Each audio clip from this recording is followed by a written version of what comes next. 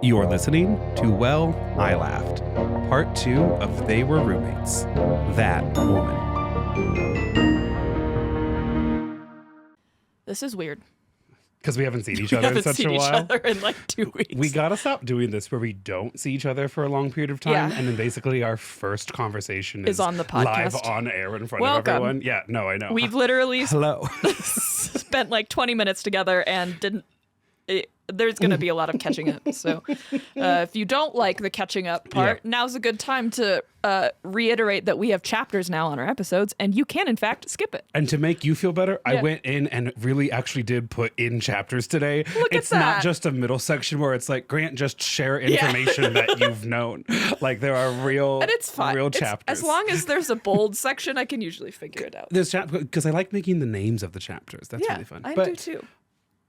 Can I see that hat real quick? Is that what you're bringing to Shambhala? No. Okay. I mean, I might. Now that you mention it. Well, hold on. I might be bringing it to Shambhala. If it fits, yeah. Wow, that's so fucked up and accurate of you. I know. I think it fit me, but it was a little tight. Yeah, it's a little tight. What does it look like? I think it's pretty high on your head. This is usually how hats look on me, though. Also, I can't hear myself right now, so if I'm screaming, you're not. You gotta let me know. Yeah, it actually looks like it's not even really on my head. Yeah. One person laughing produces enough wind to blow this thing off. I got it for free at Pride, so. Great, good, okay. Yeah. All right. Headphones back in, audio quality back up to normal. Back up to normal. Listen, so many of the things I want to share, I need to share on Patreon. Okay. Because my vacation was my family for a week on the boat in the Caribbean, where it was basically like an all-inclusive package. So I was just like intoxicated the entire time. And if anyone follows you on Instagram, they know. I'm fully aware. Listen, while I thought it was all tasteful and appropriate, it was clear I was having a great time. If they spent like 2 seconds of analysis, they would have been like, interesting. Yeah. Listen, we've returned, right? And then that morning after, when you finally get a chance to like shower again after a long vacation and you have all your products there and everything, I found 3 bruises on my body from like when the ship rocked and I got fucking rocked with it. Oh God, I get so seasick. Like even you telling me that made me a little sick. You would actually be shocked how quickly you get adjusted, but I've also continued to feel the ocean since then. Oh, right. Like if I'm standing not near a surface, I will... Like when we were in the airport, I felt my heels digging in because I was so used to like the rhythm of the ocean. That's like one of my favorite feelings. I don't know why. And yet you get seasickness. I hate it. I like it when I'm like laying down and like trying to fall asleep. I find that like peaceful. Right. It used to happen to me too when I would spend like a lot of time on a trampoline as a kid. Just like the same like bouncy feeling. I don't know why. You look like a kid who spent a lot of time alone on a trampoline. No, it was never alone because I didn't have my own trampoline. It had to be at a friend's house. Naturally. Yeah, naturally. So anyways, most of the stories I have will have to be behind some kind of paywall. Had a wonderful time. So great to spend all that time with the family. What was the favorite thing that you ate or drink you had? That's almost impossible to tell you. But I will say this. Because you don't remember or? Honestly, because it was all like bangers, 10 out of 10 every night. I will say this. Yeah. I always think it's funny. And this might be like a white Midwesterner thing. So I'm saying that now. But whenever my culture gets near a large body of water, we're eating salmon. We are ordering salmon on the menu. Do you know what's not indigenous to the Caribbean? Salmon. This is not locally caught. In fact, this might have been killed later than if I were to eat it in Denver. Yeah. Well, it's a pinkish color. No, salmon, I know, is a pinkish color. What kind of fish is indigenous to the Caribbean, you nitwit? You know what, salmon? Your skin tone right now, white boy. And the shirt isn't doing me any services, but actually I got this shirt on the trip. I was going to say, it looks new. I like it. It's new. It's embroidered. Yeah.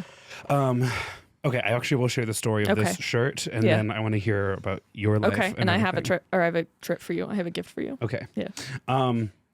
So one night, our boat pulls into this like tiny, tiny little bay, and we take the dinghy in, right? Yes. And like, I am sure that this place that we went is called a restaurant. Nice. But it's the kind of place where you had to call in your order ahead of time. Oh, I love that. So that because it takes them a while to make to procure everything. And like the lobsters in the Caribbean, they like caught that day or whatever. And so we're greeted on the dock by the person who recognizes like the boat and like greets one of like our Tripp crew members, right?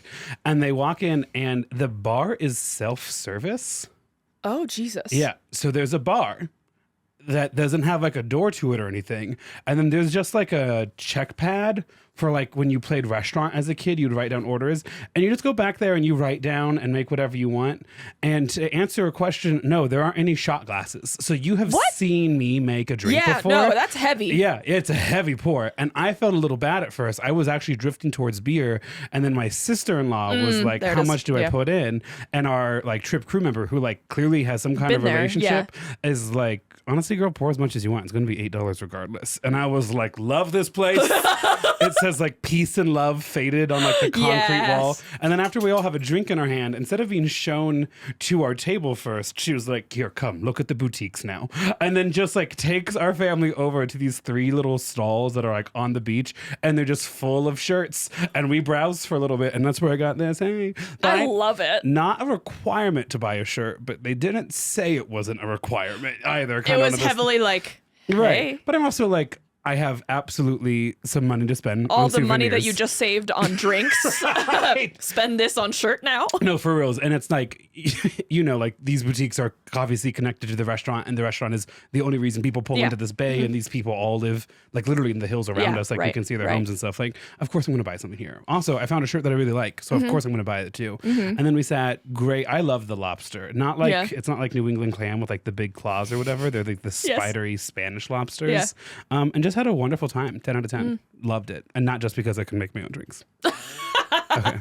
That's it. I have so many stories to share that I'm sure they will just keep cropping up, similar to Iceland, just like for the next 6 months. Beautiful. Off the top of my head. You could take this Narcanal, dust it lightly on her wine glass. She drinks from it, pass it out. What? From death becomes Did you her, just obviously. say? God, get with the times. The first night that we were there, so we did another backroads trip, and it was going to be, I think, like 6 days, 5 nights, something like that. And we had decided that we were going to spend a couple extra days in Prague before the trip started. Naturally. Trip was going to go from Prague to Salzburg and stopping in a few towns along the way to do some hikes. And so we had, this is Casey's dad, Paul's favorite city. Okay, Prague. And so he had places he wanted to go, but he'd only ever really been there for business. So this was like fun for him to like see it as a tourist this time. And so we had some restaurants and some tours booked. Did a World War II tour. It was so phenomenal. Cool. But it was so cool. I'm jealous. Yeah, it was so cool. Just like so full of history. And the guy who led the tour, like clearly really liked trains, if you know what I mean. But like I do. Really loved World War II specifically. And he had like personal connections to World War II specifically in Prague. Right. And so like hearing him talk about it. And anyway, the first night that we were there was the one night we didn't have any plans because we didn't know how jet lagged people would be. And so we were kind of like, everyone can do their own thing for dinner or we can like figure it out. And I was like, well, there's this one restaurant that Grant and I went to where they served us a flight of beer. Right. Because we like kind of thought that it would be a regular American flight of beer. And turns out people from Prague don't fuck around. People from the Czech Republic don't fuck around with their beer. Please enjoy your 6 full beers. Yeah. Turns out Czech Republic, I think, drinks the most beer per capita than any other country. Not shocked. And it's in a lot of places it's cheaper than water. So they really don't take their beer seriously. And I learned, remember how whenever we would get beer, there was like so much foam on top? It's because it's unpasteurized and that foam is actually like super creamy, which I hadn't really realized when we were there. Yeah, we were waiting for it to deflate. Yeah, no, it's just super creamy and it's actually like really good. And it also won't give you the same like burps as like regular our beer will because of the the lack of pasteurization.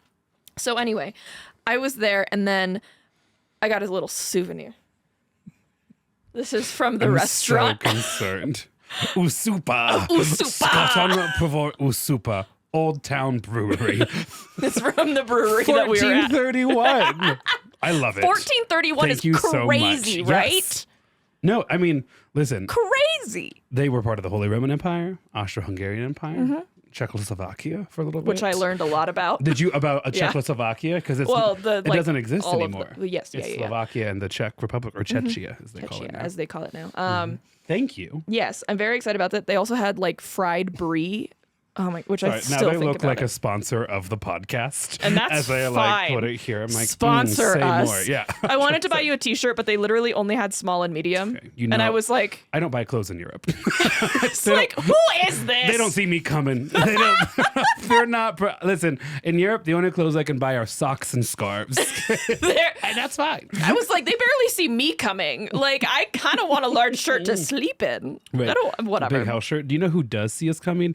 The Caribbean. They're like, we understand clothes touching your body is a sin. Yeah. Is the worst thing that you could experience in this highly humid climate. Here, come in, let us solve that for you. The other story that I'll share now is arguably my favorite person that I have maybe ever met in my entire life. Okay. The first town we went to was Český Krumlov, which was like 2 hours outside of Prague. And it's a town that I think they mentioned it was not, it has never been taken by anyone. And so like you can actually see how the architecture has changed over time because they've just had to build on top of itself. And it's like a beautiful city. Casey and I desperately want to go back. Shocking number of Asian tourists. Okay. Which I was like, how do you people find this town? Like, what the fuck? But like, there's like so many tour groups and everything. And someone had explained to us why specifically there's so many Asian tourists there. I can't remember. But in short, there's lots of really good Asian food there, which I was deeply not expecting. When you discover a place that has just an incredible Asian food scene, and I'm like, you're like, wow. What the fuck? We really are here but for a moment. Yeah. You know? Truly. The first night of the tour, we did a beer tasting with this man named Stan. And this man, we go to this brewery. Named Stan. This man named Stan. It's like STAN. And then I think it had like a DT at the end. Sure. Anyway. We went to this brewery and he walks us through the Pilsners. The first thing he says, he's like, we're going to forget about the Budweisers. It is only the Pilsners here. And I think he just took one big, deep breath and then just talked for 45 minutes. Been there, done that. Seen, felt, heard, incredible. understood. And like at the beginning, the tour guides are like trip leaders from Backroads were like, he's a talker. Right. And so like we encourage you to ask questions because otherwise he's just going to talk. Narrate.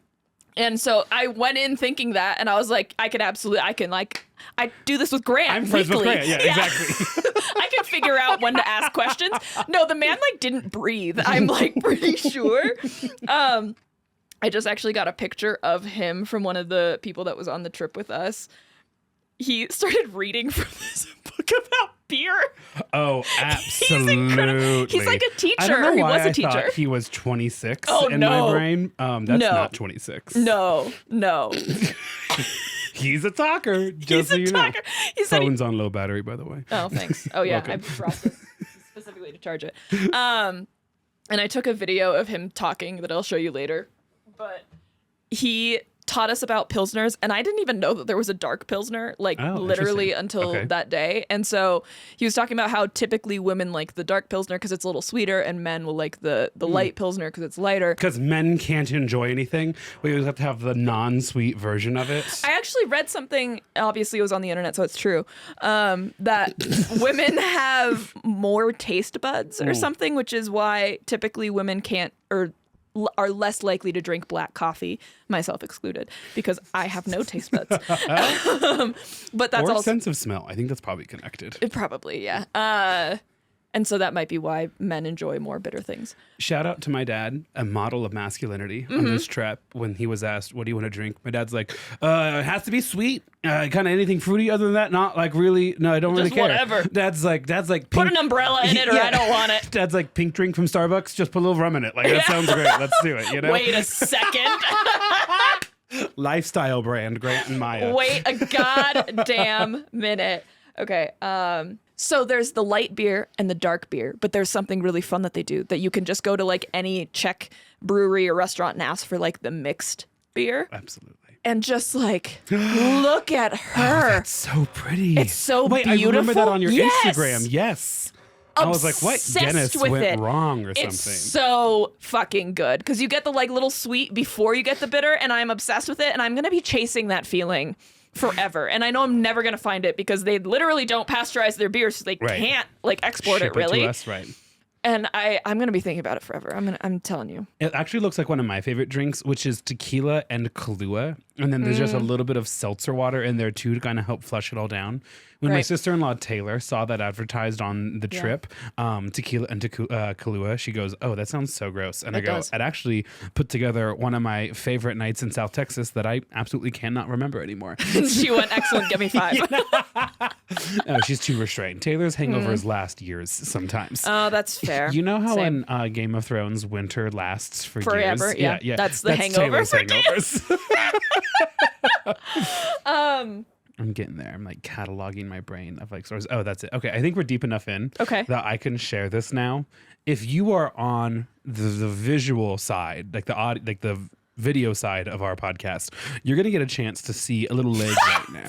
If you have children around, you might want to fast forward it a minute. And no, it's so funny. I saw this. One of my you saw and like I saw that. This kind of always exists a little bit. I know, but it's really dramatic. Right. This is special. What you're about to see is something new.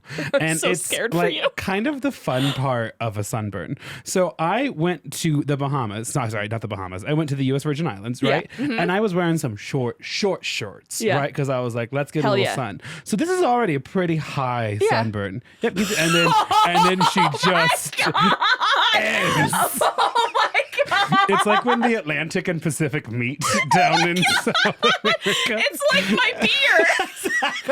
No, because there's a line. It's so red, and then it immediately is stops. so white. Yep. So you're welcome for that. I don't know if you're zooming in or enhance, whatever. It's pretty bad. So white. It's pretty bad, and it's also, especially for me, pretty high up. It happened when I was sitting on a beach. Actually, okay, this was kind of fun. So they moved our boat this morning, and it's this catamaran. It's just our family. And so they moved this boat in the morning when we're all still asleep because they just basically had to go like kind of around the island a little bit. Right. So it wasn't too rocky or anything. So we wake up in this new bay, and on the beach of this bay are 3 different like beach bars, restaurants, sand clubs, you know. Right, yeah. Basically you can do whatever you want if your money's good. And the fun thing about this place is it's called the Soggy Dollar because you are expected to jump off your boat and swim to shore. And so it's called the Soggy Dollar because you would pay with Soggy. I mean, now we're all paying with your phones, Sapphire Reserved or whatever else. I don't know about you. I'm not generally jumping into the ocean with my phone. I mean, there are lots really nice. of things that you can put your phone in and it would be fine, but whatever. Griffin, Taylor, and I swam to shore. My mom and dad swam to shore. Fun. My sister doesn't do water. She stayed on the boat for most of it. Fair. And then her boyfriend, Robbie, who was on the trip, took the dinghy in, kind of like a sophisticated upper middle class English woman. So he had all of our phones, all of our wallets, my hats. Right? I wasn't gonna lose a hat. And so that was really fun. And it was on that beach. I'm like sitting and I keep moving my little chair. It's an Adirondack. I'm like, I know I'm getting sunburn right now. And my parents and everyone's like, calm down, you're fine. I go, I can literally feel it. And like an hour I'm on the boat and I go, yep, I feel it. I got sunburn. And if I'm feeling it now, ooh, that's tough, you know? Instant report back. But it was like the second to last day of the trip, so it was fine. And my cabin was like 65 degrees. Oh, that's so nice. That's so nice. Yeah. And all day in the sun and around family can be really draining sometimes. Yeah, and then you're still sweating. You're like, fuck. Yeah. And I'm sticky because I just don't do humidity anymore. No. Like I just don't do it. Fair. Yeah. That was what was really nice about this is that we were at we weren't at sea level really. Like we weren't on the ocean at any point. There was one day where we got to jump into an alpine lake in the Prealps in Austria, around the area that The Sound of Music was filmed. And it was just like so magical. Climb every mountain. Nope. Forget. That's not Sound of Yes, Music. it is. I don't think so. Is it? It's when they're literally escaping the Nazis. I don't know the last half of it. You're gonna look at me and then question me about a history-based Julie Andrews. Do you know why Julie Andrews was cast? Because she looks Austrian? No, because they wanted Audrey Hepburn. Oh, hilarious. Yeah, no, it's when they're literally climbing into Switzerland. Yeah. Sure. I'm definitively right on this. You are. Also, someone mentioned on one of the tours that like the mountains that they were technically climbing would have landed them in more Nazi territory. Yeah, and they were like, so that's not accurate. Anyway. But it was based on a real family. How's the real family? We learned a lot about her. I don't remember where they went. They might have gone to, I'm not going to say because I don't remember. They ended up in the U.S. Great. Yeah, in Vermont. Yeah. What else? We have a music festival coming up that we're going to. I'm increasingly anxious for it. I'm stoked for it. Listen, you're battling your own personal demons, and I think that's what has you anxious about it all. I looked at the set list, y'all. It ends at like 5 a.m. I was excited. I was looking at some of the headliners. There was one headliner specifically that goes from like 11 p.m. to 9 a.m. Hell yeah. I'm hoping that's a typo. That's really impressive for them, though. That's like... It has to, like, that's the longest set. It has to be a typo. 10-hour set. It's also a headliner, so I'm like, there's no way they agreed to that long of Imagine working for 10 hours. I was like, no. No. Also, I'm still, like, fighting jet lag, so I get kind of sleepy at, like... Really at like 11. If I'm not passed out by 11, my body is like, and nap. And then I've been waking up at like 6, which has been really good for my work schedule. But now I'm realizing that I'm gonna have to force myself to stop doing that. But we're gonna be so far north that like sun sets at like 8:30, so it's gonna be pretty bright until pretty late into the day. I'm looking forward to it. It's going to be gorgeous. It's mid-70s and the weather looks great. I'm not as excited about the rain. Denver. I kind of am too. I love the rain a little bit. I'm not. Well, it was raining. It rained a decent amount on us in Prague/Austria. Sure. Which was fine, honestly. It made for some like really, really beautiful hikes, but I'm just kind of a soggy dollar, you know. People got to swim into me. No. It mostly doesn't make sense what I just said, but it is kind of gross still. It's been gross. The second you used the word soggy, it was a little gross, especially referring to yourself as a person. Yeah, that was disgusting. Fun fact about that trip, not the first time we just had to swim to shore. All of the was like, oh, we just get to swim now? Awesome. Because it satisfied the like child urge to do it. And also, you know how obsessed I am with Titanic.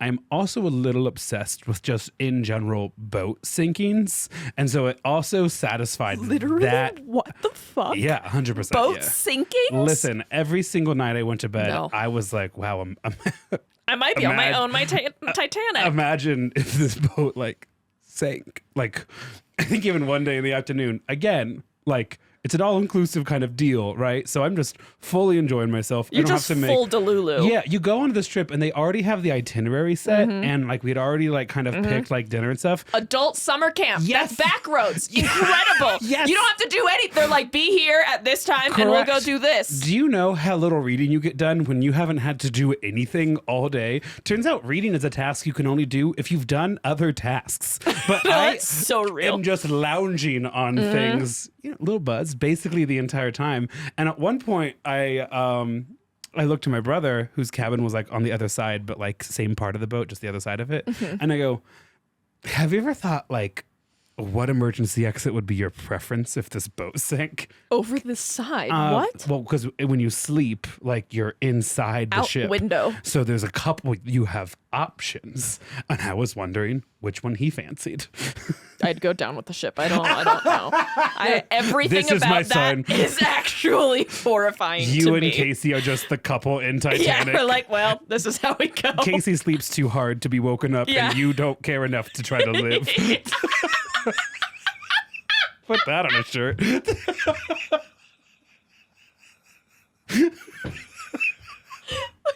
We've been in that situation before. You know, that's a real issue with people who raise sheep. What? Fast forward about 90 seconds for mentions of animal loss. Giving you a second.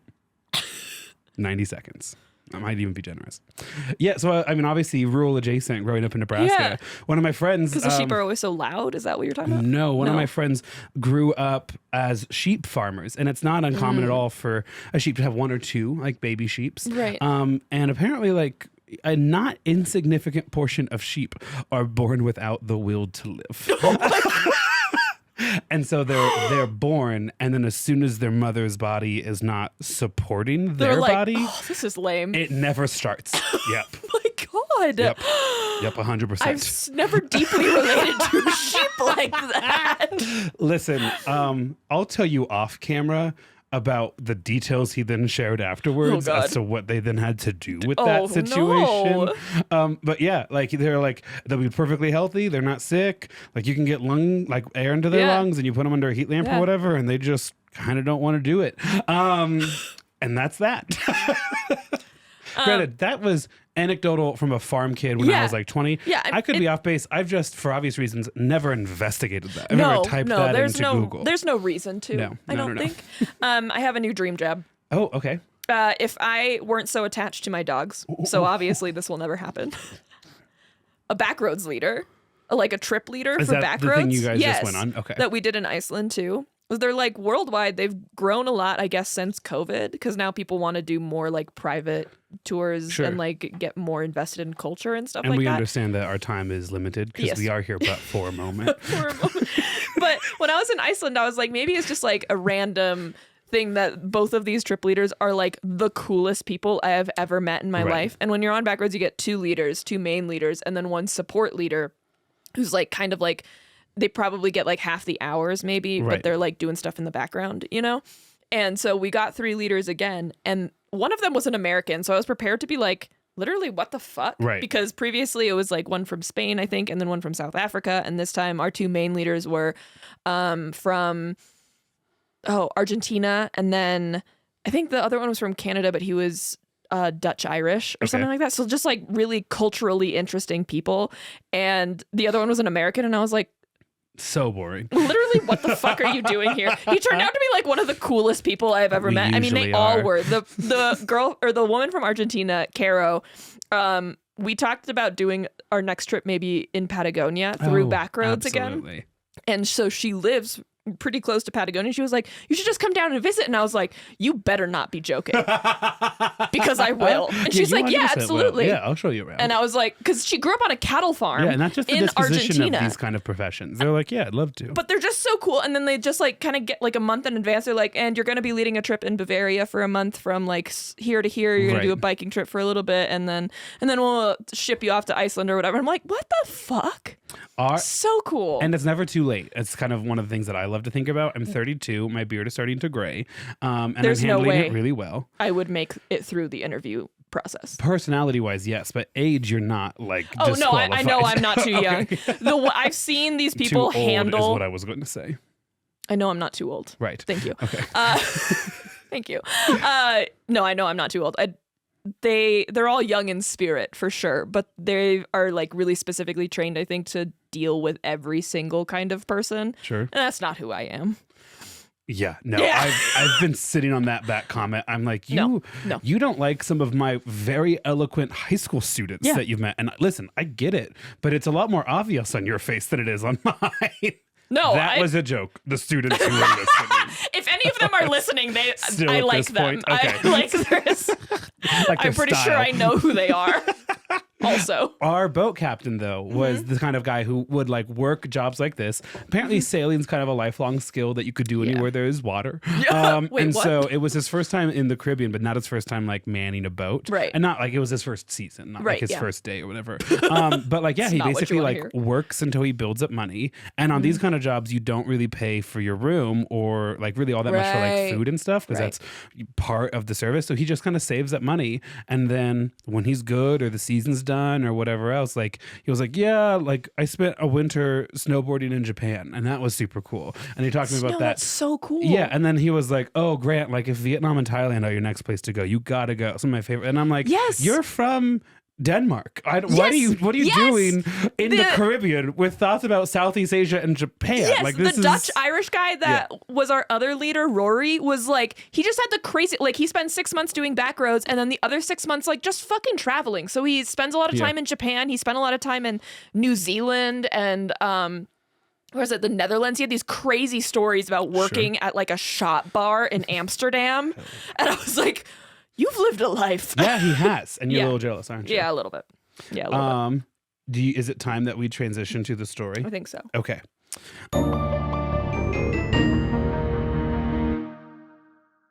Have I given you any hint at all as to what my story is today? Okay. I mean, you might have before I left for my life-changing trip in Europe. The third or fourth one at this point. Have you ever been to Europe and it didn't change your life? No. Okay. Not a single time. So I'm going to start off with a fun little bit of trivia to help frame this. Okay. Because a lot like your story last week, which was like 3-4 weeks ago, but a lot like your story last week, this is a person that, the person that I'm going to talk about today is a person that a lot of us feel like we know and probably don't actually know. I love but that. there's no way to like bury this lead. Like you'll know in like the third sentence who I'm talking about. Okay. And so instead I'm going to start off with a bit of trivia, just to keep you on your toes. Like years ago, I told you one of my dad's favorite bands.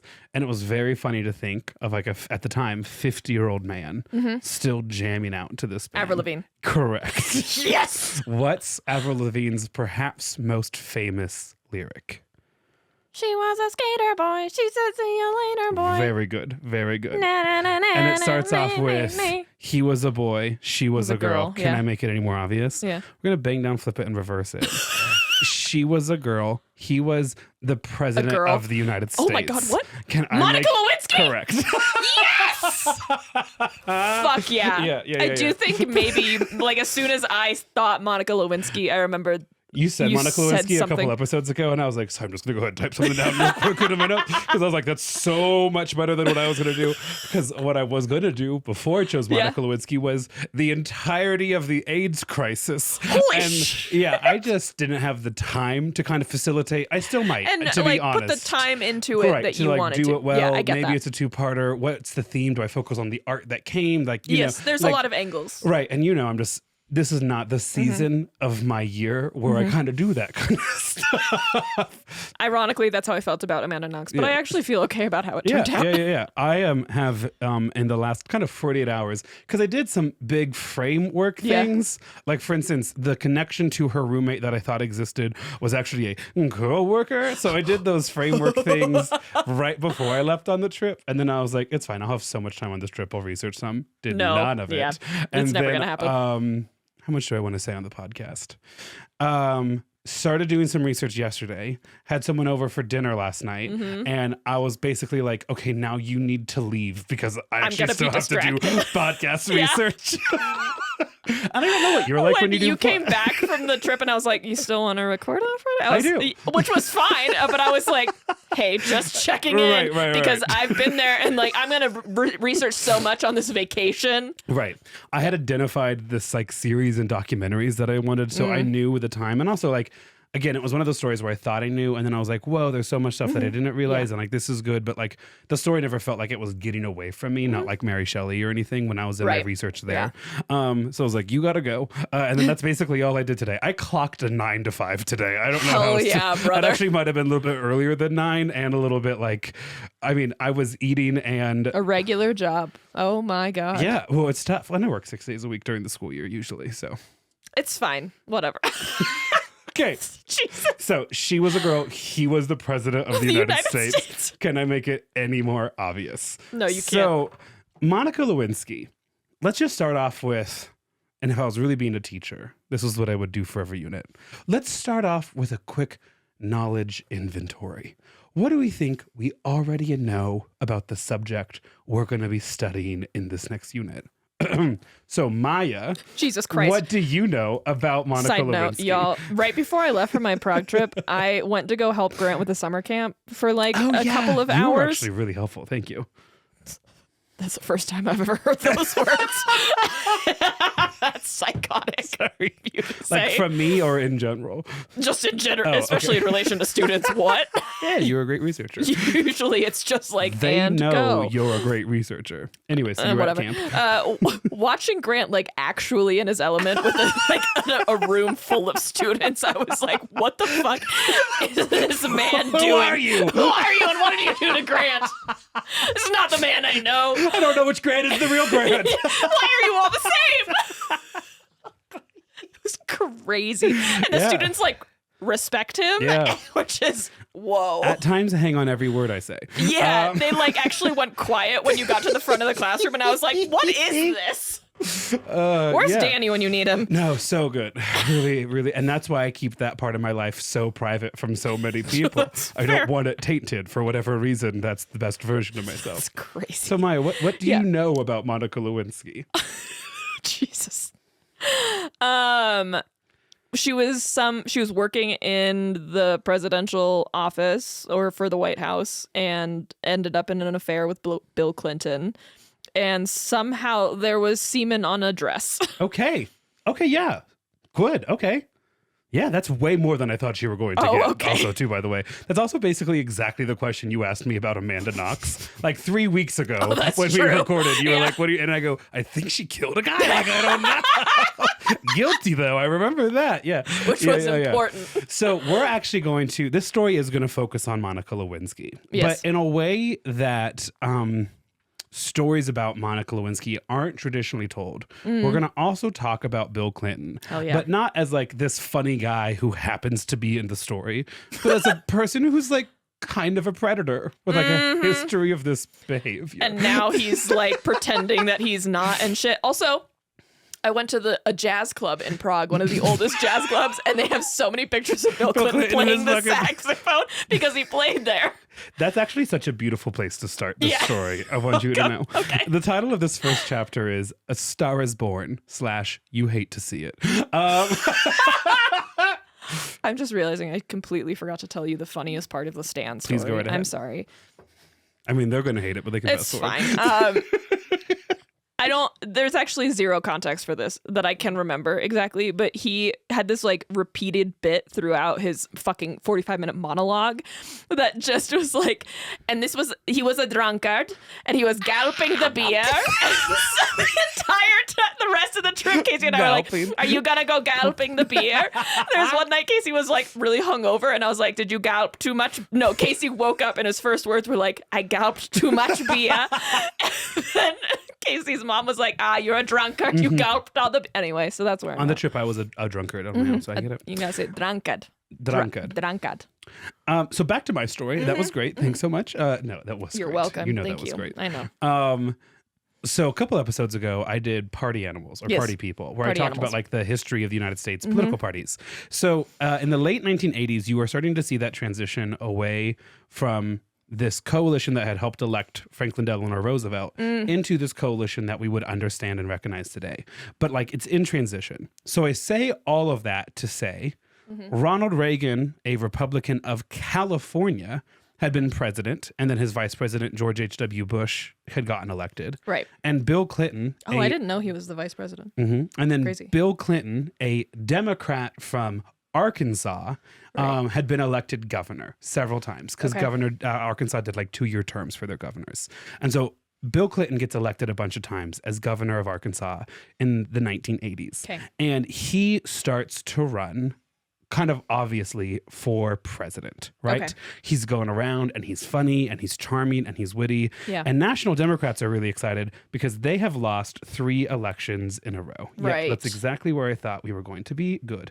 I'm trying to do a better job of like really actually put his notes checking down my again, story when I start telling you. That's okay. So Republicans have won 3 presidential elections in a row, 80, 84, and 88, okay? And then kind of around 88, 89, Bill Clinton starts to obviously run for president. Like he's visiting states that aren't Arkansas, and he's like on national news, and everyone knows Bill Clinton like plays the saxophone, and he's charming and witty, and National Democrats are really excited because he's a very personable, Southern, and thus also kind of conservative Democrat. What do you mean by National Democrats? Like those leading the national party like in Washington, D.C., who are figuring out like, how do we win the 92 election? We can't keep losing presidential elections. Right, okay. And so they see in Bill Clinton someone a lot like Jimmy Carter, who was this like popular Southern governor who like won. And they're like, perfect. The last time we won the presidency was with a Southern governor who was pretty charming. This guy's great too. But as opposed to like Jimmy Carter, who would teach you like Sunday school, Bill Clinton would get you drugs. Like that's like pretty clearly his vibe right away. And people like it. Honestly, this entire story, I kept watching it because it was like, oh, he was the 90s Trump. Yeah. And that's really tough. I think the presidents that tend to do best are the presidents that people feel like they could get a beer with. Right. But Americans like perfect women and awful men. Yeah. And that's why we love Love Island.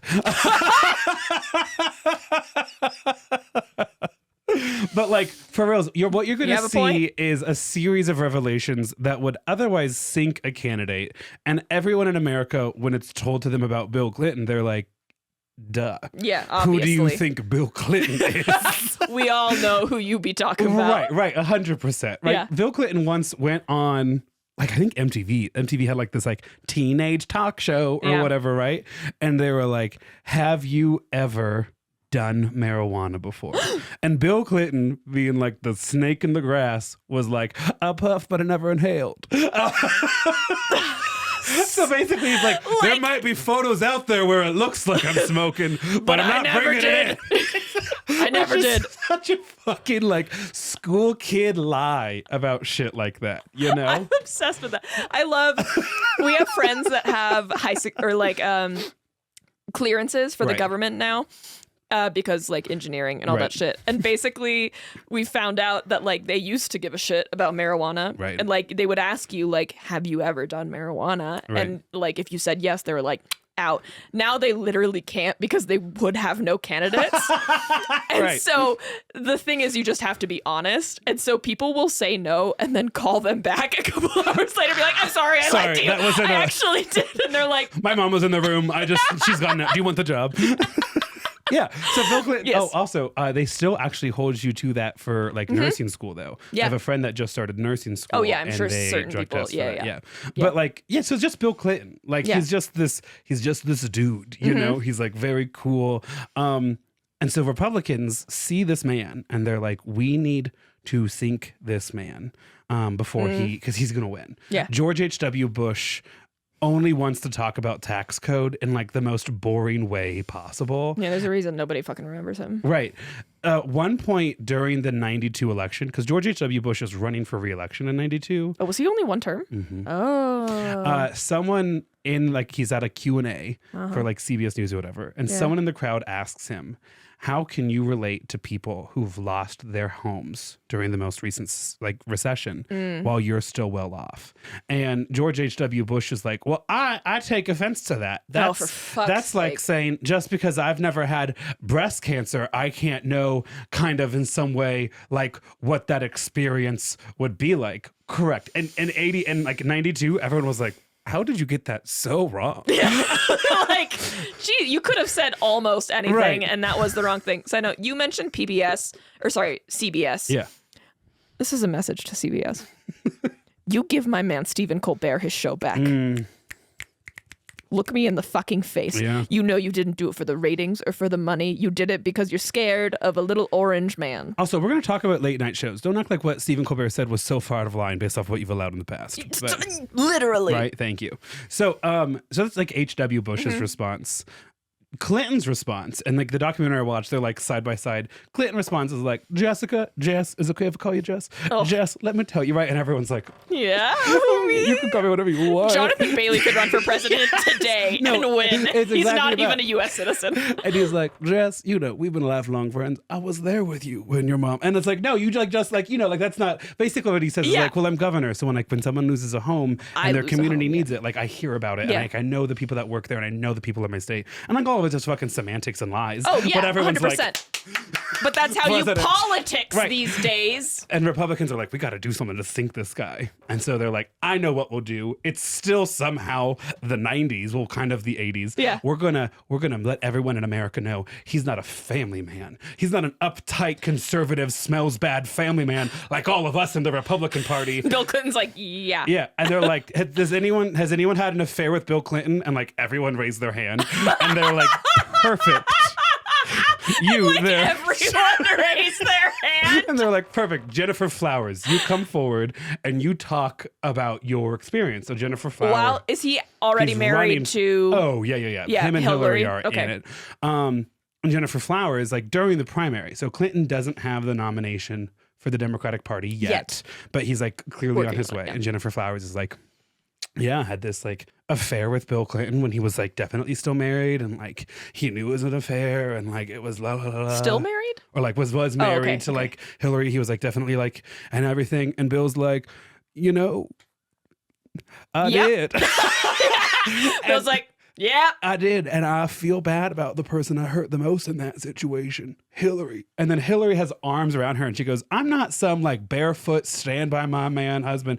My husband and I like love each other and have worked through this and like come to it. And do you know what happens every time Republicans try to talk to us about this affair? They aren't having us talk about jobs because they're not creating any. Okay, let's talk for a second about how many people are worried about how they're keeping their home intact. Hillary's been on queen shit since the beginning. Also probably a war criminal, but day one. Well, American president isn't a war criminal at that point. We're all kind of war criminals in capitalism, so correct. Yeah. Which isn't to excuse it, but it's like if we're gonna root for somebody, it's gonna still be a war criminal. But you want to pick the one that says like, yes, you know, happy Pride, or whatever. And so he it basically kind of actually ends up serving him really well because he's just in the news all the time and Hillary's in the news all the time. And so you have both Clintons, super articulate, in the news all the time, who are perfect media training, use it, pivot it, talk about the issue. They win the New Hampshire primary. Yeah. They win the 1992 election, kind of in a landslide. Power couple. Yeah. Total power couple. And things take off. Hell yeah. We're not talking about jobs because you aren't creating any right. crazy. So like, it becomes very clear early on with this first major incident in like the national press that like voters like basically don't care. Yeah. They're like, I know exactly who that man is. I wish something had changed. Right. No, like I said, watching this, it's very much like, I think one of the issues Democrats have had over the last fucking 16 years or 12 years, however long Trump has cursed us, is people know exactly who he is. And for whatever reason, they're fine with that. With it, But there's nothing horrific you can say about him that those who like him, it will change. Because what's so anathema to us just isn't to them or whatever else. I love that they're starting to realize he lies now with the Epstein thing. We're gonna do little parallels as to like how Clinton's scandals are handled in the 90s and how some of Trump's were handled today. I'm gonna have a moment to riff on Epstein. Okay, cool. In ways you're not prepared for, by the way. I have lots of thoughts. In ways you're not prepared for. Because also, pretty sure Bill Clinton also went to Epstein Island. Oh, like, yeah. We're talking about we Trump, know we're that. also We've talking been about knowing Bill that, Clinton. yeah. I actually saw this TikTok, and it was this person who was like, you see this in the news from like right-wing commentators. They're like, what if Barack Obama's on that list? What if Joe Biden's on that list? Okay, then we'll hold them accountable. Right, they're like, arrest them. Like, they're criminals and should arrest them. We hold our politicians accountable because they're our employees, not our friends. Right, we paid them for a job. We voted for them or didn't vote for them based off how they did. We don't they're not worship them. Right, exactly. Oh, good Lord. So, they're like, okay, so that thing didn't really work out super well. And that's really frustrating. I'm imagining like a think tank room, and they watch Hillary on the big screen say that, and they kind of turn to each other and are like, shit. Yes, no, 100%. Meanwhile, Barbara Bush, George W. Bush's wife, is basically like, you're not a servant. Why are you talking to me? You know, like she's very much like high class Dallas burbs, whatever. And so Clinton gets elected, and Republican conservative media, this will be a shocker, hates it. Sets themselves on fire. I want to set myself on fire. Correct. And in many ways, don't actually care about any policy proposal, because for the last 12 years in this ecosystem, they've been in the presidency. Right. So they're not actually focused now on like policy or like pushing or like adapting, whatever. They are now solely focused on the complete and total destruction of Bill Clinton as a person. If you can bring him down, it all works. And so they kick into gear. And they kind of find another scandal that they call Troopergate. And this is mostly true. Jesus. When he was governor of Arkansas, governors are assigned state troopers as like their version of their state's secret service. Right.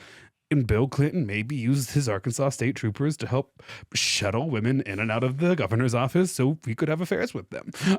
He may be definitely 100%. Now, from what you had heard, most of the women who were shuttled, it was consensual. Okay, right? that was going to be my first question. The scandal initially was the use of state employees and state funds to basically run a whorehouse in the back. I'm just so jaded at this point where I'm like, well, as long as they agreed. Right. And then they get to a woman named Paula Jones. Oh my gosh. Who had that moment. Yeah. Claims it was unwanted. Okay. And again, this is a podcast where we believe victims and their narratives. Mm-hmm. There was also quite a lot of Republican money thrown at her to demand an apology from President Clinton at the time. Okay. Right? Her legacy throughout this entire process is going to get kind of complicated. Right. Paula Jones comes forward and is basically like, a state trooper brought me to Bill Clinton's hotel room Against one day. my will. I went willingly, thinking I was being offered a job promotion. Why else would my governor want to see me? And then was basically like, hey, Paula. And she was like, and that was super unwanted. Okay. And so Troopergate becomes both the misuse of state funds. Okay. And also now maybe some like sexual misconduct, pressuring kind of situation. Right. Power dynamic. Right. And Republicans are like, okay. But again, everyone's kind of like, oh, this is Jennifer Flowers all over again. Like, certainly not great. I'm not going to teach my sons to do that. But like, that happens. If you call wolf too many times, the general public's going to stop believing any news that they especially hear. If the general public's like, yes, I know that wolf is eating lots of sheep. I voted for that because I thought the sheep were a different color than me, and it makes me feel superior in my shit little house. I thought the sheep said yes to being slaughtered. Actually, I just think the sheep should go back to where they came from, where there are wolves that we have helped subsidize in their persecution of the sheep back in their home country. I think they should go there, and I shouldn't have to take any responsibility. I don't want to see the sheep. Right. I want the sheep to harvest my vegetables, and at the same time, there be no sheep in my community, only cheap vegetables. Mm-hmm. This world makes sense. I'm a conservative voter in America. There's a disclaimer later on about some of these people, because I realized like halfway through my research, I'm like, oh, I hate a lot of the people in the story. So I have a fun little disclaimer typed up later. Good. So they're like, okay, Troopergate's kind of happening. No, it's not. Maybe, no, it's not. Paula Jones, okay, maybe that's something that we can work with, and it's kind of affiliated with Troopergate. Maybe it's not. But again, conservative media is so obsessed with bringing on the Clintons. They find this thing called Whitewater, which was a land deal the Clintons lost money on that went bad. But the couple they went into the land deal with, one of them owns a local bank in Little Rock. Okay. And that bank might have paid Hillary Clinton's firm for legal work that she didn't actually do when the Clinton administration, when the Clintons back in Arkansas were a little tight on cash. Ooh. And so that becomes kind of this like big flashpoint of everything. Okay. And the Office of the Independent Counsel, the OIC, or Office of Independent Investigators, I didn't type it up because it was a word I was like, they've said it every third word. I'm never going to forget it. Yeah. And then I didn't type it up. I'm like, oh, shit. Been there. They appoint an independent investigator to look into Whitewater. And that's the big thing you need to know about all of this. Yeah. They're down there to investigate maybe a land deal gone wrong and some local state government corruption, maybe some misuse of funds, maybe a sexual assault kind of thing here or there. Okay. The initial investigation is like, we looked into Whitewater and all it proved is that the Clintons shouldn't try to develop real estate. They're really not good at this. It wasn't good. It lost money, but other than that, it was fine. And Republicans are like, okay, well, that's not the answer we thought we were going to get from this special investigation or whatever. So they've replaced the special investigator and started all over. And the special investigator they send down to Little Rock to investigate all this is a person by the name of Ken Starr. Okay. And that's going to be a main character later on. Ken Starr. Okay.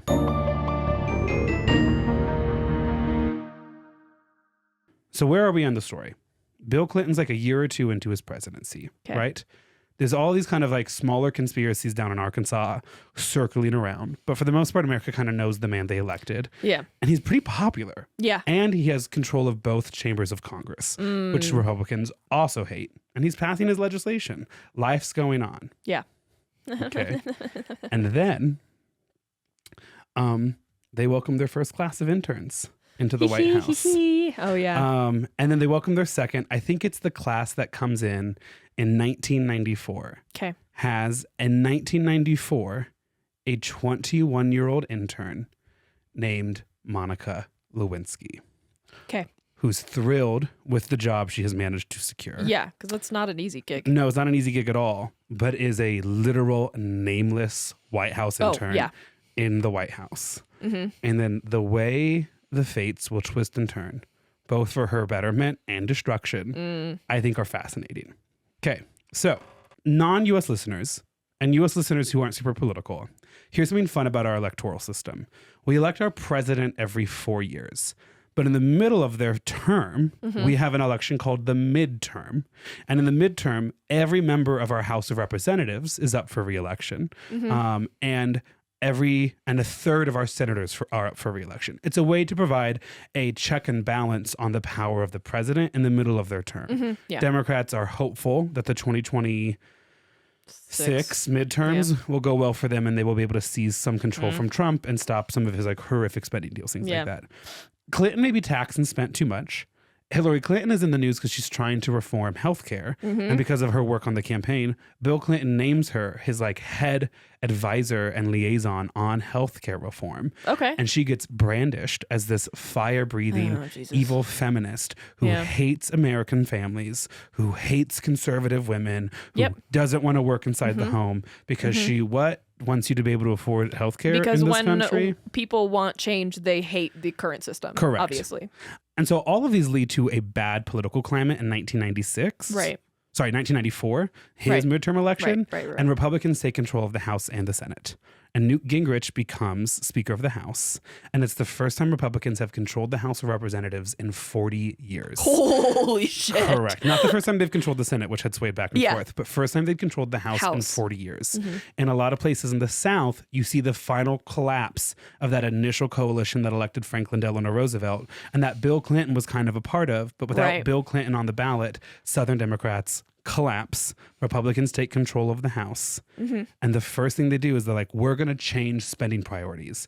And Newt Gingrich, the Republican House Speaker, triggers the first government shutdown. This is actually so crucial. Jesus. Triggers the first government shutdown, which basically means the government has stopped funding itself. Yes. It's ran out of the money that it gave itself, and it doesn't have its own permission to keep spending money. Right.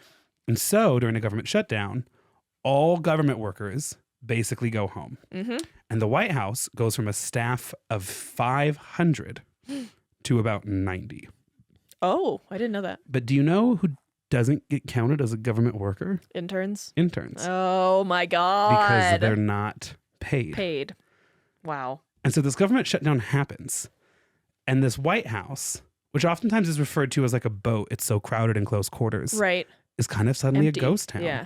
And these interns are kind of suddenly stepping up into these big roles that they wouldn't otherwise, which is just like a coincidence of things. Yeah. And Bill Clinton, because there's a government shutdown going on, isn't traveling a bunch. He's in the White House a lot more because he's on the phone trying to negotiate and stuff like that. And it looks bad for him to be out campaigning or whatever, doing whatever when the government shut down. So there's a lot less people watching. Interns are in roles they would historically never be in. Right. And the president is at the White House way longer and way more often than normal.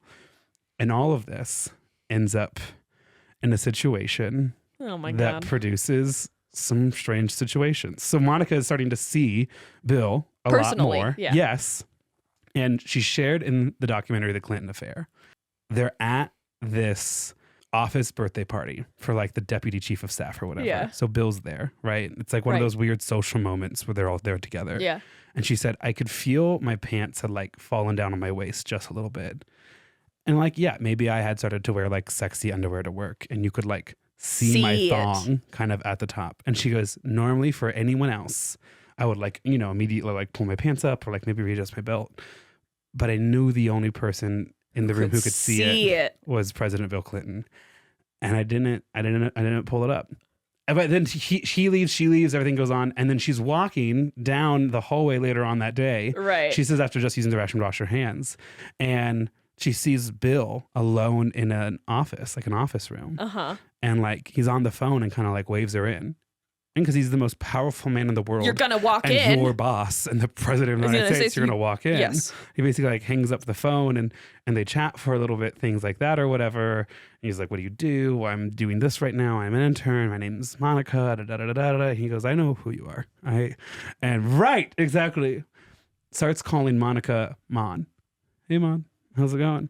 And it's in this interaction where she's gushing to this president. She goes, and you know, like I have a total crush on you, right? Because she's 21, maybe 22 and that should not be taken seriously at all from Bill's side at all, ever. Oh, and it was probably 50-year-old man told as a joke, told as like I think a girl who was just truly giddy to be in the room with the president one-on-one. Yeah, that's you're 21, maybe 22. That's a crazy situation to find yourself in, even if you weren't sexually interested in Bill Clinton at all. Yeah. But you're wearing sexy underwear to work for the man you have an office crush on.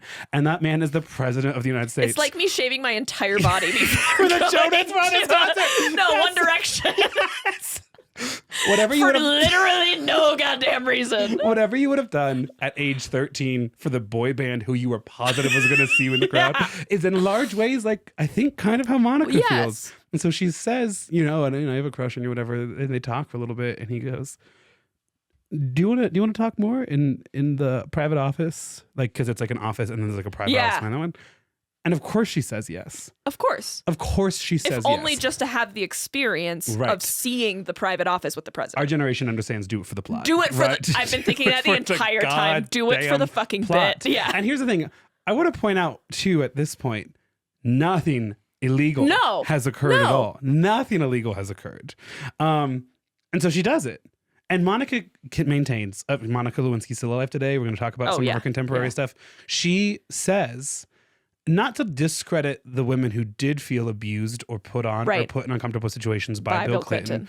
But she was like, that's not my story. Like this was a relationship that was consensual. And like we were on the same page about. And she goes, and I acknowledge that there was a power dynamic. Right.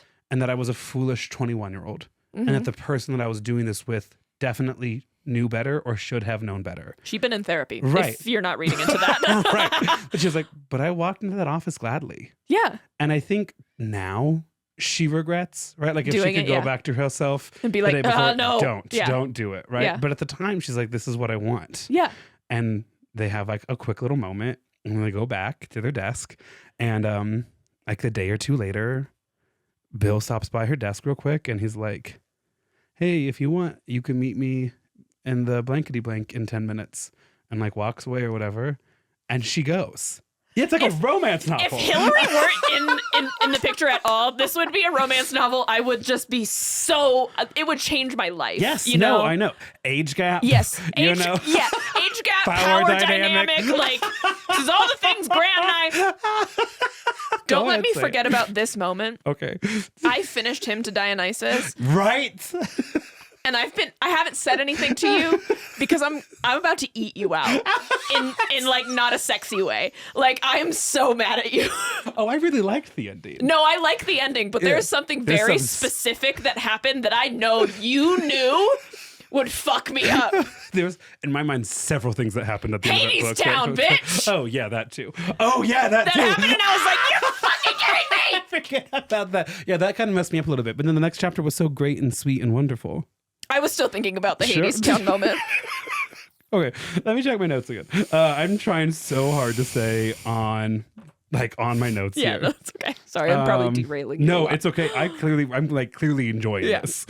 Much like Monica Lewinsky. Right. Yes, correct.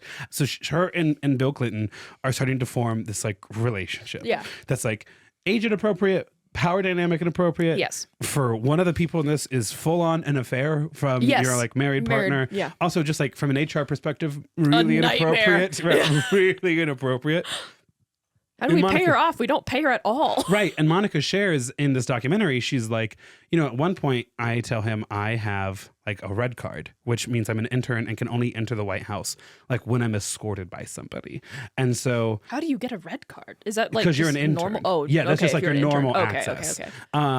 And at one point, Bill like grabs the red card and goes, "This is going to be a problem," because she can't visit in the evenings and on the weekends. God, if Hillary weren't invested. No, I know. If Hillary weren't here. But in Monica's defense, yes, she had already gotten a job in like the Office of Legislative Affairs for the West Wing of the White House. Oh, okay, yeah. And just hadn't gotten her blue card yet because of the government shutdown. Right. And so there's an acknowledgement of like, I need you to have more access to me than what you currently have. And in Monica's defense, she's like, bright, I technically talented, do. Yeah. Yeah, she's like, it had nothing to do with Bill. Right, yeah. right. And there's, I mean, like literal paper trails. Like it's a government job. So she's like, sign stuff, right? Like, the relationship starts on like the deputy chief of staff's birthday. So there's even like a date for like when that whole thing starts, right? Because it was a birthday party. Okay, Got the job on her own. Government reopens. She's back in the White House. Yeah. Now with this blue card, which means she can enter and exit whenever she wants. So she's now working at the White House, full on working, not interning, full on working at the White House and having an affair with the president. That relationship blooms into something that was somewhat like consistent. But rumors start to circle. Why is this low-level staffer hanging around places where the president's going to be? And perhaps far more important, because you can understand like an ambitious young person trying to get FaceTime with the president. Why does the president seem to know that now new staffer who's lowest on the totem pole of all of this? And why does the president refer to that staffer as Mon. When her name's Monica? What the fuck? And at one point, all fair points, Bill Clinton calls her desk and it's like early days of caller ID. So it flashes people can see POTUS and her boss is like, what the fuck is this? Why is the president calling you? Who have you usurped in our chain of command that you're talking to directly? And she's like, I don't know. Good evening, Mr. President. Like whatever, right? And so later on in their little clandestine meetings or whatever, she was like, you can't call my desk. I have caller ID. And because he's president, he's not aware of any of that stuff. He wants to make a phone call or whatever. And like it all just kind of happens for him, right? He goes, oh, I don't know. Oh, sorry about that. Oh, I don't know. I don't play my saxophone. Yeah. What the fuck? In this part of the White House, so there's the Oval Office, classic Oval Office. And then you go through one of the side doors and there's like what they call a small study. And that study then also has like a kitchenette and like a bathroom, right? Okay. And then there's like a little hallway in the middle of that space. And that leads to the dining room, the personal dining room of the president. Oh, okay. And then attached to that is the chief of staff's office. Okay. And the chief of staff can both enter the dining room and enter from the hallway. Does all that make sense? Yes. Yeah. So in other words, you can only enter through the Oval Office and the chief of staff office. Correct. Or the dining room. Or the dining. Yeah. But it also means you can be in the office and then not in the Oval Office. Right. Because like that study and bathroom and kitchenette is like kind of the president's like personal living space for when you're working super long hours and stuff. Right. And the Oval Office is like sacred. And as Nixon found out, bugged a lot of times. And like by his own like and work. Like very much like the center of everything, and his secretary controls access, but this personal study, which has a sink and a mirror, so all the things you need for an affair when you need to clean up afterwards. 100% it is. Right? Okay. The sink and a mirror. Monica Lewinsky insists that no funny business happened inside the actual Oval Office, that it always happened in like that small little study area. Sure. But, this relationship starts during the government shutdown of like fall of 1995. Now we're into the spring of 1996, right? That means Bill Clinton is now up for re-election. The election is going to happen in November of 1996. And there are rumors circling around. And so Bill Clinton gives Monica Lewinsky technically a promotion and transfers her to the Pentagon. Gets her out of the White House, gets her out of actually D.C. The Pentagon's in Northern Virginia. Yeah. But him and Monica talk on the phone at night. Him and Monica have this relationship. And he's basically like, listen, Mon, this is for the re-election. Like, as soon as I'm re-elected, I'm going to bring you right back into the White House and you'll get like a promotion or whatever. Working on your Bill Clinton impression? A little bit, yeah. I mean, you obviously just hear a lot of clips of Bill Clinton in a lot of these documentaries. And she loves him. Like, she legitimately loves him and she trusts him.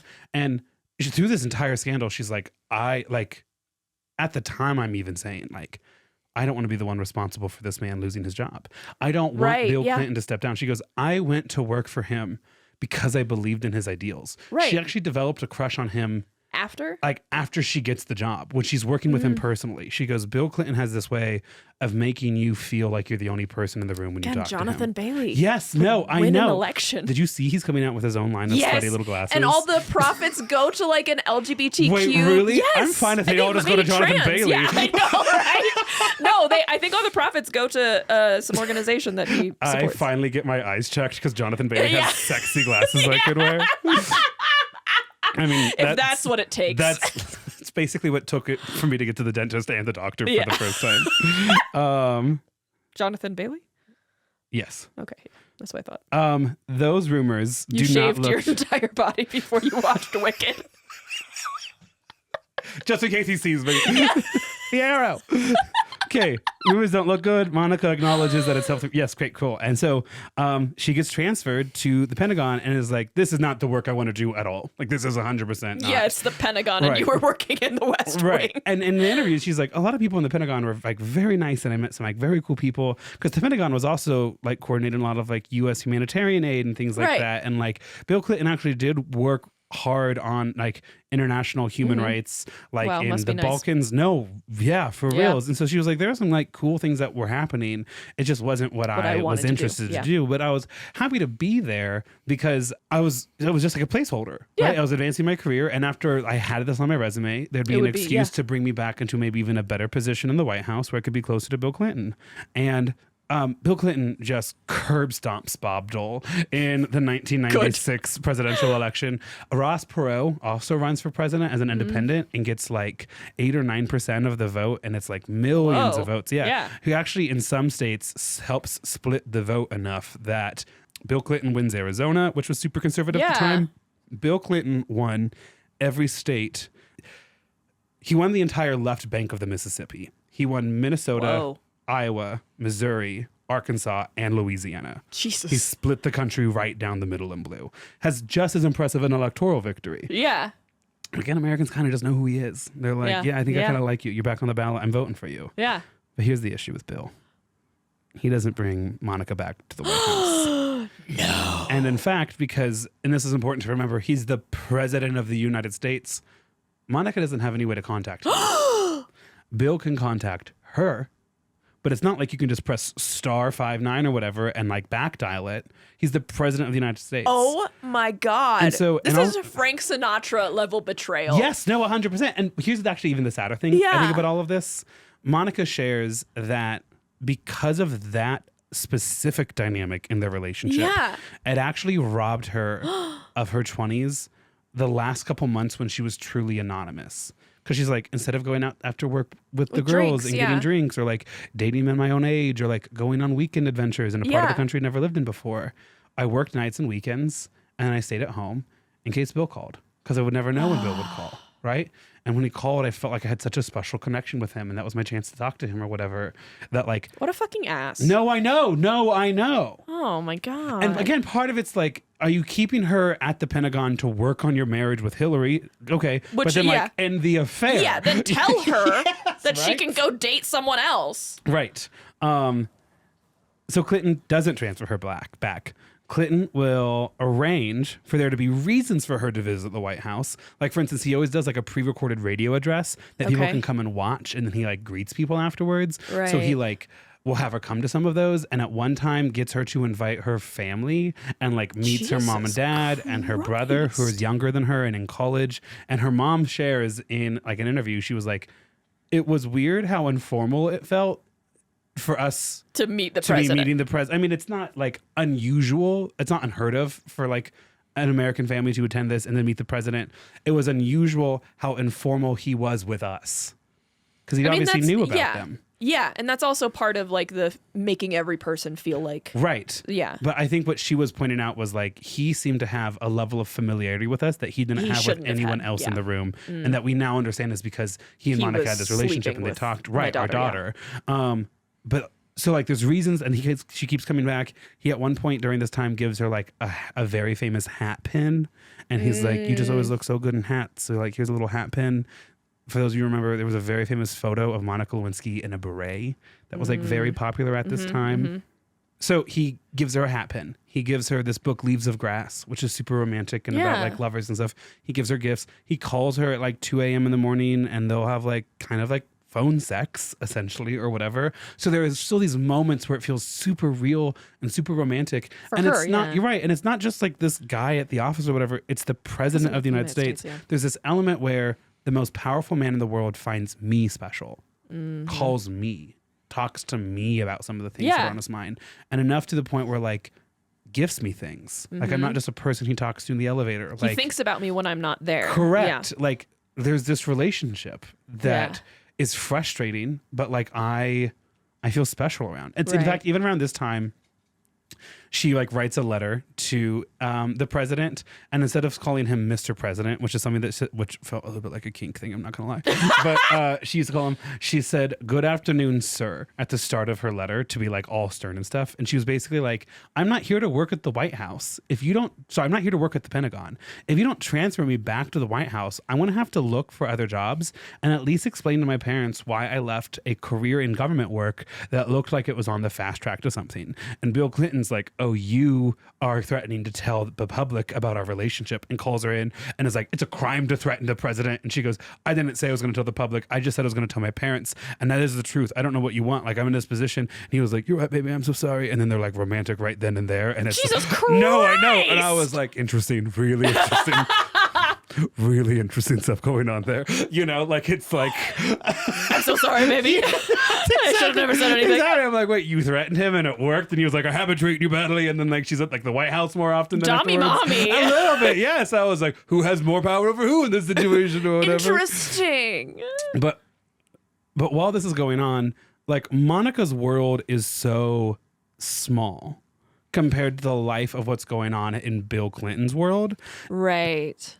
He is the president. There's an entire media empire trying to go against him. He has probably committed a couple of like smaller crimes and misdemeanors, plus potentially whatever. I think every government official has a little bit. Someone actually said at one point, if you go really poking around with an unlimited budget into any small state, you're going to find corruption. Yes. You're going to find quid pro quo stuff. You're going to find person who donated $5,000 to the governor's campaign gets picked for the next government contract. Like you're just going to find that stuff in small states. And so like that's illegal and bad, but look at how green her paws are. I thought it was a light for a second. No, it's someone was in the grass. Yeah, she was just in the freshly mowed grass. You son of a bitch. And so while Monica's life is admittedly pretty small, she's in a job she doesn't like, she's in love with a man who can't give her more, and she's kind of stuck in neutral. There's a lot of stuff circling in Bill's life. Right. So this is the section I call criminal or clueless. So let's go ahead and take stock of everything that's going on in Bill Clinton's life at this time. Right. Okay.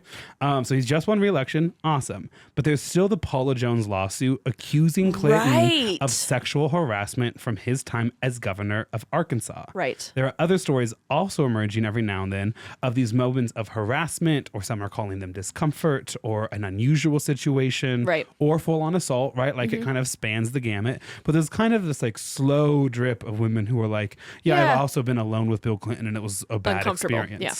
It's setting up this pattern of behavior. Right. And conservatives and journalists who are just looking for a great scoop are kind of like now looking for the woman that's going to give them the like bombshell. But you're then also seeing this pattern emerging in the media where a woman rises up, is like, "I had a bad relationship with Bill Clinton." Right. And they're like, "That's not true. She's too ugly to have a relationship with Bill Clinton. So why would anyone else?" Right. Yeah. She's too ugly for the president. The president never did it. Even if he did do it, it was consensual. And even if it was consensual, she's welcome because Bill Clinton's hotter than her. Like, it's basically this, like, every single angle is like block. And like, as like reliable Democratic voters now, it is tough to see that behavior in the 90s when we then see it repeated in the Trump administration of like, it wasn't a crime, it was a misunderstanding. And even if it was a crime, it was a small crime. And even if it was a big crime, there are other people who did worse crimes. And even if it was the worst crime ever done, we had to do it. She's ugly. Yeah, no, 100%. Yeah. She is both a whore and an ugly whore, an unloved ugly whore who was chasing after him, and he just wants attention. Right, and he had no other choice but to submit to this ugly, sexually like deviant whore woman who looks bad, but also I get it, you know, like it's this total mindfuck. Yeah, roundabout world where the man is 100% protected and the woman's not. Kenneth Starr is also down in Arkansas, trying to find literally anything to throw dirt onto Bill Clinton. Right. Because in order for the special investigation to end, the Republican-controlled House of Representatives would need to pull it, and they aren't. Like, Kenneth Starr is a Republican operative. Kenneth Starr is like, can I go home? And they're like, no. Oh, no. Kenneth Starr is like, hey, thank you for giving me my life's work, my dream job, which is to harass Democrats as much as possible. Interesting. And at one point he's like, yeah, I'm going to actually hand over this prosecution to some of my subordinates, and I'm going to go become dean of the Pepperdine Law School. And the Republicans are like, hey, Ken, no, you're not. And he was like, I have chosen to stay on at this critical point of the investigation. And so they're trying to find new stuff. There's this woman down there, last name McDougal, and they call in and they're like, we have 3 questions about your business dealings and transactions with the Clinton administration around Whitewater. You need to answer these questions. And her only response is, you name a new special investigator and I will answer your questions. I am not saying anything to you. This is a Republican witch hunt. This is a circus. And so they throw her in jail for 18 months. For 18 months? For obstruction of justice. And they fucking interview her in shackles and like a green jumpsuit. And she's basically like, fuck you guys. Fuck you and fuck you. That's the energy I want. Meanwhile, her ex-husband is like, what do you want me to say and how much money will you get me to say it? He's like, I've seen Bill Clinton birth angels. And then he's also like, but those angels were involved in land dealings that were corrupt. Like, Ken starts like, I just wanted to work for the Pepperdine Law School. Yeah, exactly. But he's like, but if I can actually ruin something good in America and help do the legal dirty work of people like Rush Limbaugh, then that's maybe even better than being a teacher. I could ruin the future students are supposed to inherit. Listen, if it's not clear, I despise Kenneth Starr. I had no idea. When we get to some parts of the story, you'll really understand why I hate Kenneth Starr. He's a fucking son of a bitch. I didn't realize how much I hated Nick Pisa in my Amanda Knox story, and I'm editing it, and I'm like, oh, I hate him. Yeah. Oh, yeah, I really hate him. And here's the thing. At first, with the story, too, I was like, oh, like, it's probably good to have accountability. These were crimes. It doesn't seem to be going anywhere. It's when I find out what Kenneth Starr does specifically around Monica that I become furious. And then the end of the story, I got like really furious, but then also like some great like schadenfreude. There's like some great satisfaction at the end of this story. Right. Yeah. Kenneth Starr stood on our... Yep, sweet. Okay, he's trying to find things, sexual assault, abuse of power, whatever else. Nothing seems to be sticking. And for a young 24-year-old Monica Lewinsky, life has ended up very small. She's isolated. She hates her job. And she is looking for a way out. Yeah. And she confides in a woman. Oh. And that woman's name is Linda Tripp. Okay. Here's a disclaimer. The disclaimer I talked about earlier. Right. The next section is entitled Lying Linda Tripp. Here's the disclaimer that I wrote. This is now just me about me. It is hard for me at times to figure out where my animosity towards women like Linda Tripp and Lucianne Goldberg, you'll meet her in a second, comes from. These women, more so than anyone else, will work to make Monica's name and story public. Ugh. They will act with cruel malice, or at best, pure disregard for the way that this story will forever change the life of a 24-year-old. I think they should be ashamed of themselves. Yet I also acknowledge that these women are conservative, who are motivated by a worldview I think lacks both sympathy and critical thinking. I find them both evil and stupid. And it's hard to sort out my bias. Evil and stupid. So funny to me. I don't know why. Because evil is like, yeah, and then stupid is like, oh. I started off that disclaimer kind of high-minded of being like, oh, I should check that. And then I kind of got to the end of my thought process and I was like, no, actually, I think you're evil and stupid. It's kind of the benefit of like 30s, like you know yourself a little bit more. As Monica Lewinsky will say in an interview, like now, she's like, I understand the operating manual to me. I'm like, oh, actually, I've kind of worked through a lot of this and I'm really comfortable with the answer that I've come to. I challenge my perceptions and I think they're evil and stupid. And I think the way they will act now reinforces both the evil and the stupid. So yeah, that'll be good. Yeah.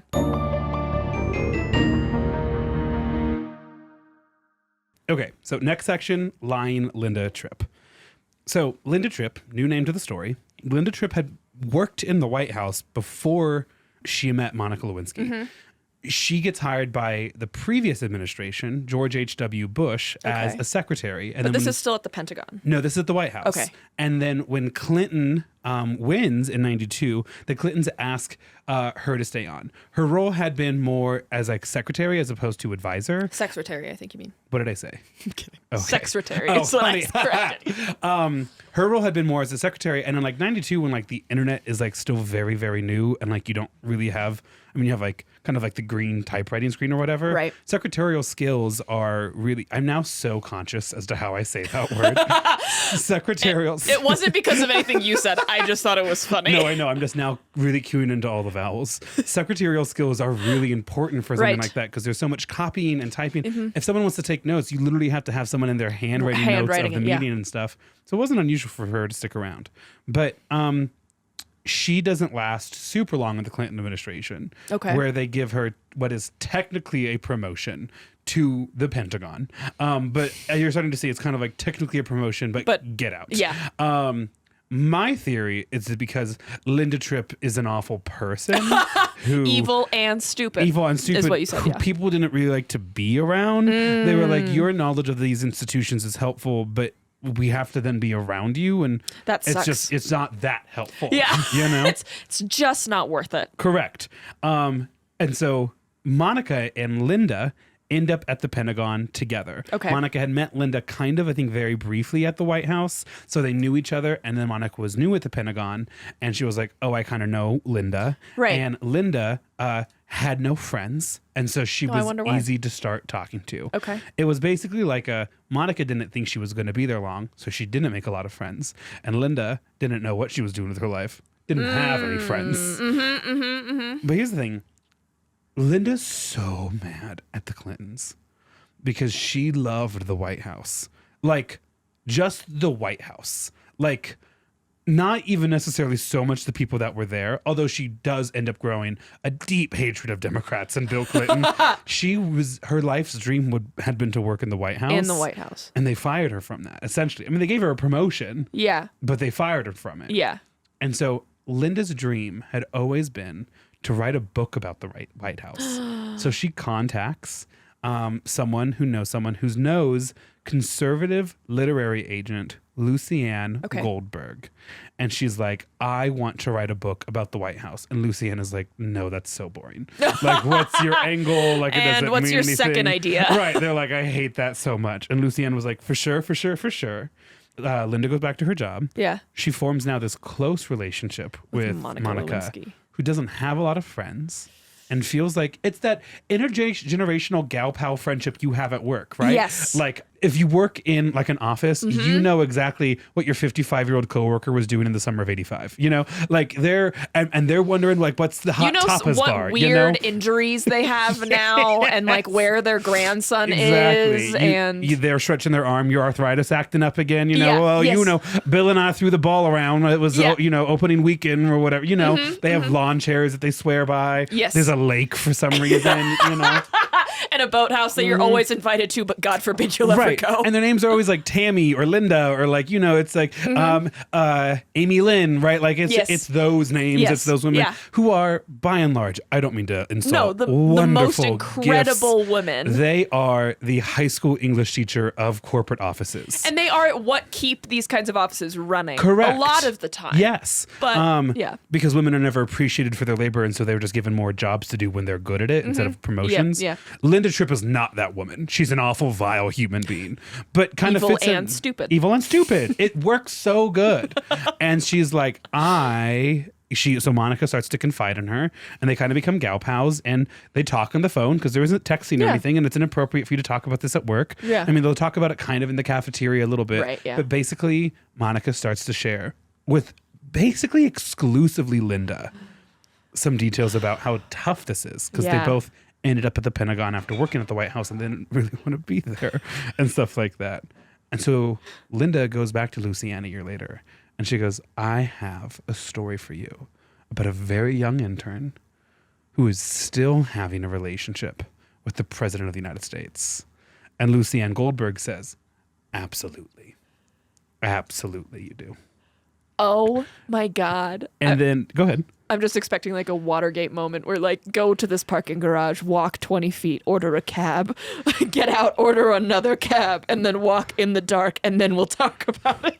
But Lucy Ann's like, nah, write that book, girl. Right now, watch Maya's face.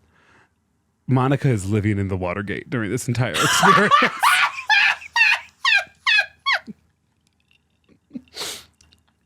Listen, say what you want. It's a quality hotel and apartment complex.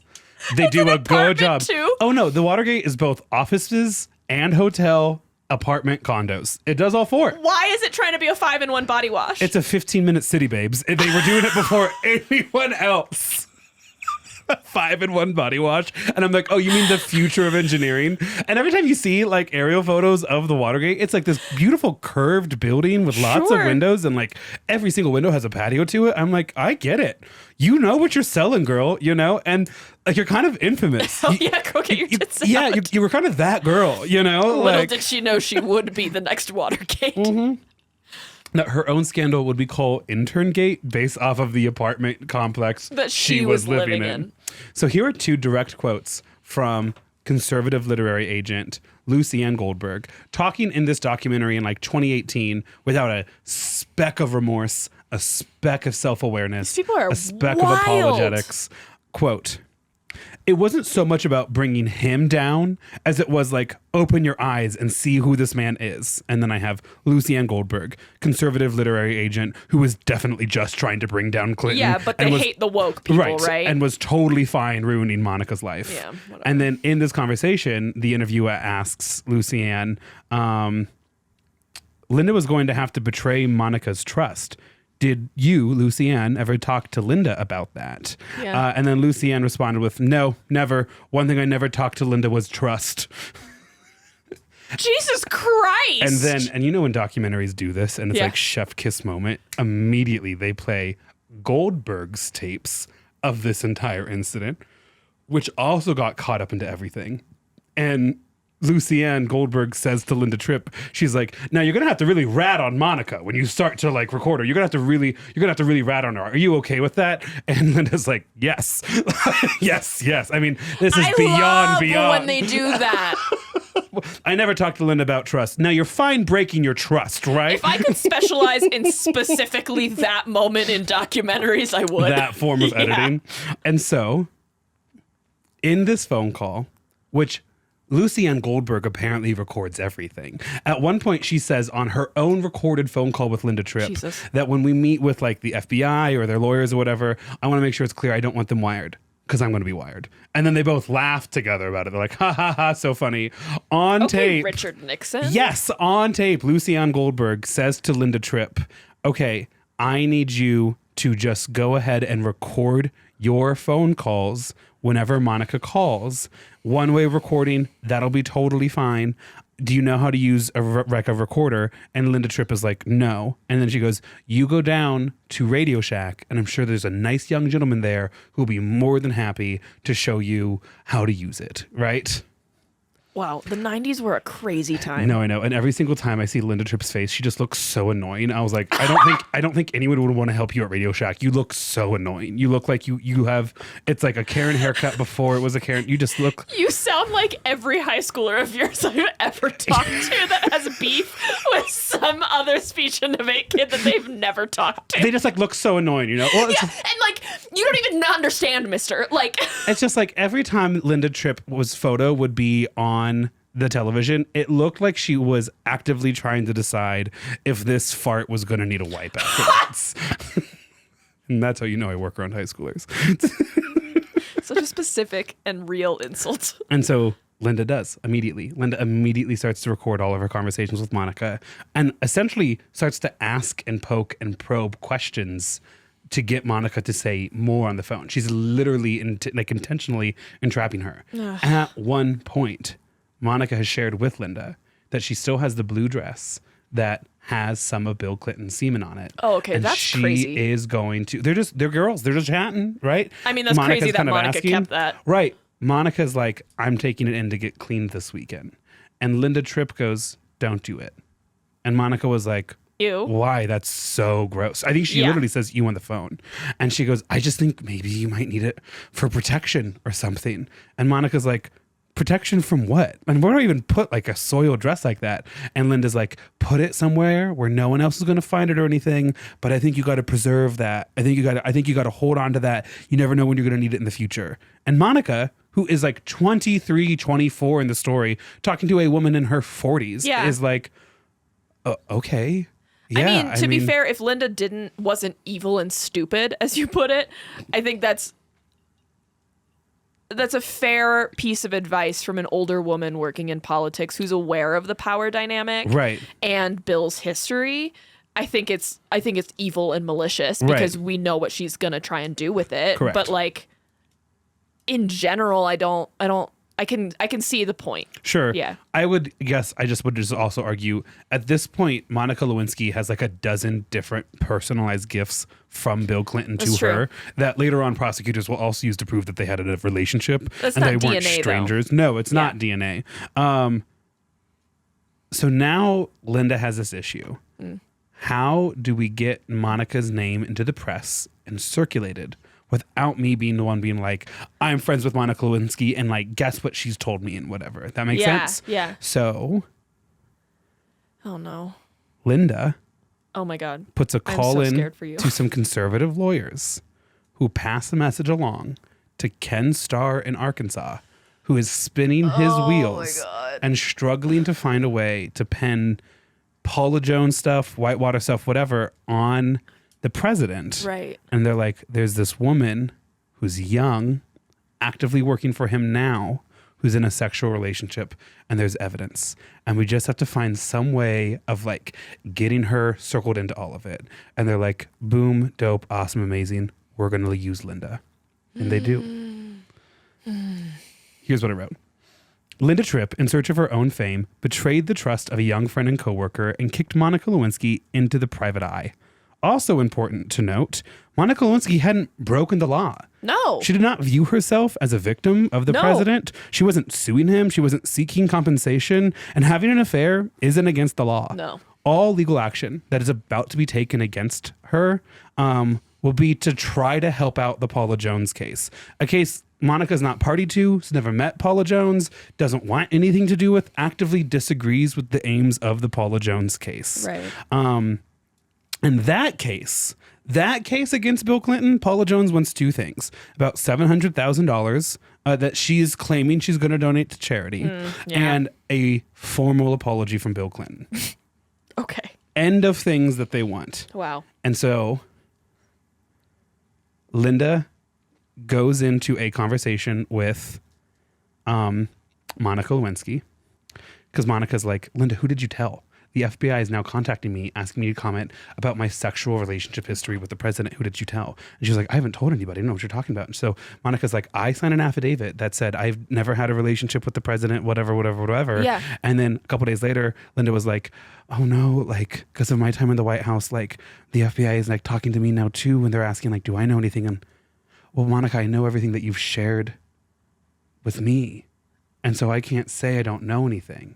What a fucking bitch. Correct. And so Monica meets with her and she goes, please don't do this. This is a huge secret that I trusted you and this will ruin my life. And then Linda's like, you're asking me to lie under evidence. I can't do that. And Monica's like, I'm just asking you to say like you don't recall. Like I just sign the affidavit I did and it all goes away. And Linda's like, okay, I'll really think about it. And then 2 days later she goes, okay, I'm going to do it. I'm going to meet with my lawyer later on this afternoon. Can you and I meet together at this mall so that way we can go over it one last time? And Monica's like, oh my God, yes, of course. I'm so glad to hear that you see my, thank you. You're my friend, Linda. I appreciate you so much. She sees Linda walking down. She waves at Linda. Linda points to her. And FBI agents come and grab Monica Lewinsky, Judas, a 24-year-old, and drags her upstairs to this hotel that was above this mall. And immediately she knows that Linda's turned on her. Now, initially she thinks Linda's in so deep herself that she's basically turned Monica over to get her own deal. Yeah. And then she immediately realizes that's not no. true. Yeah. Because they're like, not only are we going to get you, Monica Lewinsky, with perjury for your false affidavit, we're also going to get you for tampering with evidence and trying to influence So all a the witness. things that only Linda would have known about. We're going to put you in jail for 20 years if you do not cooperate. And then we're going to go after your mom because we have some tapes of some of the stuff that you've said, and we're going to go after your mom for crimes that you say she's done on that, like low level, like misdemeanor offenses. But they're like, we're going to ruin your life. We're going to actively ruin your life. And trigger warning now for mentions of self-harm. Ugh. Probably like 30 seconds. Monica shares two things. She goes, I'm not going to talk to anyone until I talk to my mom. And they're like, okay, I guess fine. But like after hours, they're like, you don't need to do that. Just make the own call. Shocking that they even let her at all. Right. Yeah. And then she's talking about sitting next to a window, and she goes, the only way out is to jump out this window. Like that would end it all, and it would like save my family from this like public humiliation, and I won't have to go to jail, and I could just end it all right now. Yeah. Fortunately, her mom comes, they get a lawyer, they like ferry her away, because what the FBI is trying to do is the president is about to testify under oath in like 24 hours. And they're trying to turn Monica at the last second to like have all these explosive questions from like her under oath or whatever. And Monica's basically like, I need a lawyer. I need to talk about what my options are or whatever. And when it becomes clear that they're not going to get it like right away, they're like, whatever, go away. Yeah. We don't care. We but don't. Now she's wrapped up in all of this. Not under a time. Right. So the bomb then goes off because now like, well, if you're not going to work with us right away, her name gets leaked to the press. Someone at, I think it was the Washington Post, had been working on a story. They didn't run it in their big issue, or maybe it was Newsweek. And the internet pulls it up. And it's the first time the internet has ever broken a story before major media outlets. The year is now 1997. It's like late 1997. Okay. Or early 1998. Google is founded. Yeah, it's early 1998. Google's founded in 1997. Wow. And so Google reports their web traffic doubling when the Monica Lewinsky story breaks. Yeah. It breaks on Drudge Report, a conservative newspaper website specifically designed for this kind of stuff. And overnight, Monica goes from nobody to being a global name. And she goes, I remember stepping out of my apartment in the Watergate and reaching down to pick the newspaper, and my name and face was on the front cover. And I look down the hallway, and every other newspaper in this hallway, it's my name and my face. Boom, it's right there. I want to make sure I get this part right. God. So the news story breaks, and it's everywhere. Bill Clinton immediately denies any involvement. Yeah. Quote, oh, and by the way, before I go, one more thing. I never had sexual relationships with that woman, which was so hurtful to Monica. She goes, we've had sex. Like, I have gifts. You cared about me. You sought my counsel on things. And I'm now that woman. So she's angry. But at the same time, she's like, I don't want him to lose his job over this. She's like, I don't want him to lose his job over our relationship. I think in her world, she like wants the relationship to keep going and wants him to keep his job. But like, if the relationship can't keep going, she wants him to keep his job because ultimately she believed in his ideals. Correct. She wants him to keep his job. She still obviously deeply cares for him. I think you're 24, so you're like, situations are what's pulling us apart, right? Like right person, wrong time kind of thing, whatever. They deserve more time. Yeah. No, oh God, I know, right? But so there's like all of those elements involved as well. And she's also like, oh, and now I also don't want to go to jail. Like I'd also really love not to go to jail because the conservatives of the special prosecutor's office are now threatening to like take me to the house if I don't do some of this stuff. Jesus. He immediately denies it. Super hurtful. But like the country doesn't seem to care. Like local news reports are going into like barbershops and grocery stores and cafes and delis. And they're like, what do you think? And a lot of reports are like, I don't care. Like the jobs are doing really well. America's in its first big tech boom. And so it's all about the future. The economy's great. It's all this like millennial era, like hope and optimism and things like that. And like America's cool and we have a cool president or whatever. And yeah, of course he had sexual relations with an intern. It's like Bill Clinton or whatever, right? Yeah, we knew he'd be like that. Right. That's not good. And I don't think a president should lie about it. But like most of them are like, no, I don't think he should lose his job over this or anything like that. Especially because at the time it's just that he's had a relationship, not that he's lied under oath or stuff like that. Right. So Bill Clinton gets a pass. By contrast, Monica is a scheming slut, intent to trap the president, but she's also super dumb and ditzy. She's a young woman who's foolish enough to think that the president could ever even look at her, let alone notice her and then want to have a sexual relation with her. But she's also a sex freak with a sordid sexual past that they drag out in front of everybody. Wow. They get her old high school drama teacher to go on air with his wife, and he was like, when I was married to her, I had a sexual relationship with Monica Lewinsky. Shut the fuck which is true. What? Right, here's the story. Monica has like a very, very close relationship with her high school drama teacher, who when she's 17, he's 24. It's like very much his first job. She goes off to college in Oregon, hates it, kind of comes back that summer. He is now married and they have a sexual relationship. And the story is, isn't Monica a slut freak? And not this person fucking predatored his own student when he was married. Yeah. Everyone was like, Monica loves married men. Not like married men are allowed to do literally whatever the fuck they want to young women that they hold power over, and they're literally never held accountable for it at all whatsoever. The media just loves treating women like sluts. Correct. I.e., Amanda Knox. Yes. Also, drama teacher has like a ponytail in the interview, which is crazy. Just crazy that it's not like this drama teacher is actually too ugly to be pulling this off. Right. And then the drama teacher was like, yeah. And like she said, like before she went off to like DC for her internship, she's off to go get her presidential knee pads. And Monica's like, I have literally never even spoken like that. Like that's not even words I would say. You're just mad that I'm not still having an affair with you. Right. I now feel psycho. slightly better about myself, and I haven't returned from a really tough year in college and gravitated towards a father figure that I felt comfortable around, and was one of the last moments I felt successful in my life because I'm 19 and trying to figure out who I am. And then 3 years later, a person will again do basically the same shit to her. And instead of it being like, this is a person who, when vulnerable, powerful men who know they can get away with it, prey upon, is instead everyone's like, I guess Monica only like really does it if they're married and she can like ruin a life or whatever and things like that. And it's like, that's so deeply... There's just another angle, and people are genuinely too stupid to see it. Correct. Well, and also like the media is like covering all of this stuff, and there's like these conservative female leaders like Lucy Ann Goldberg, like Linda Tripp, who aren't leaders but are conservative women, who are like, this is feminism gone too far, and this is the left's attack on like family values. Fuck yourself. Like, look at this president who hates family values, and then he has this like intern who like is like worked to destroy 2 families now at this point, and like she's this massive, ugly, not good for anything sexual predator that will hunt your man down and like take care of it all. Oh, and also, by the way, Lewinsky, Jewish. Oh, yeah, God. It all comes back to the anti-Semitism. Whatever. Actually, so she was too fat and too ugly to be sexual. Oh, Jesus. But also too sexual to be controlled. She managed to exhibit the extremes of all the worst things people could say about a woman in a public life, and managed to hit nail on head perfectly Monica Lewinsky's own insecurities about her life. Yeah. She's also not a public figure, has committed at most like maybe some misdemeanors, right? Right. Oh, yeah. And by the way, is not 25 yet. Is still 24 in this entire story. The Tripp of information reveals that I hate that I'm older than that. Correct. By like 2 years at this point. Why would you would you put it up like that? That's so fucked up of you. Imagine if when we started this podcast, you were having an affair with Joe Biden.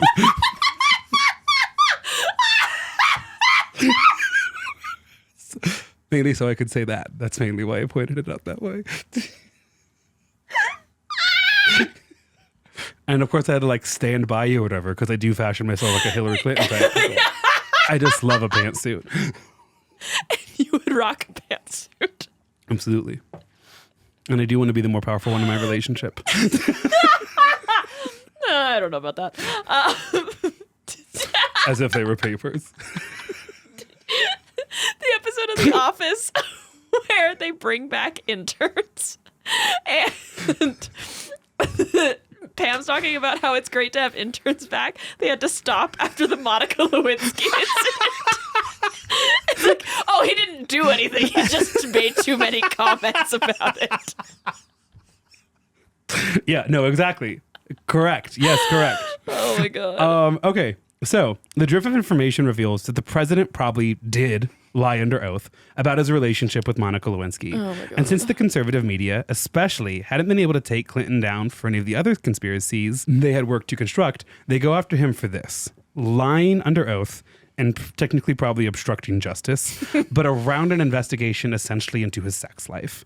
That, from the Monica Lewinsky angle, was a consensual relationship. Right. There are other angles that you could pursue where it wasn't consensual. Yes. Those women, for whatever reason, though, aren't infamous in the way Monica Lewinsky is, though. Yeah. And that's in part because of her age, which is kind of a sign to us that we should be thinking about this woman differently as well. Not to be like those other victims' stories don't matter, but like those other women were like in their careers and whatever else. And you can kind of understand this like power dynamic of like your boss like mistreated you, but because she's so young, she's viewed as this very sexual being and is destroyed for it.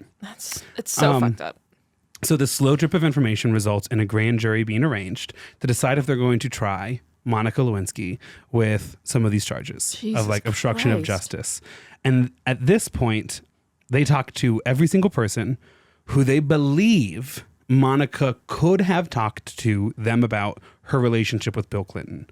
So every single person she like interned with or ever talked to, coworkers, they forced her best friend to fly in from Tokyo.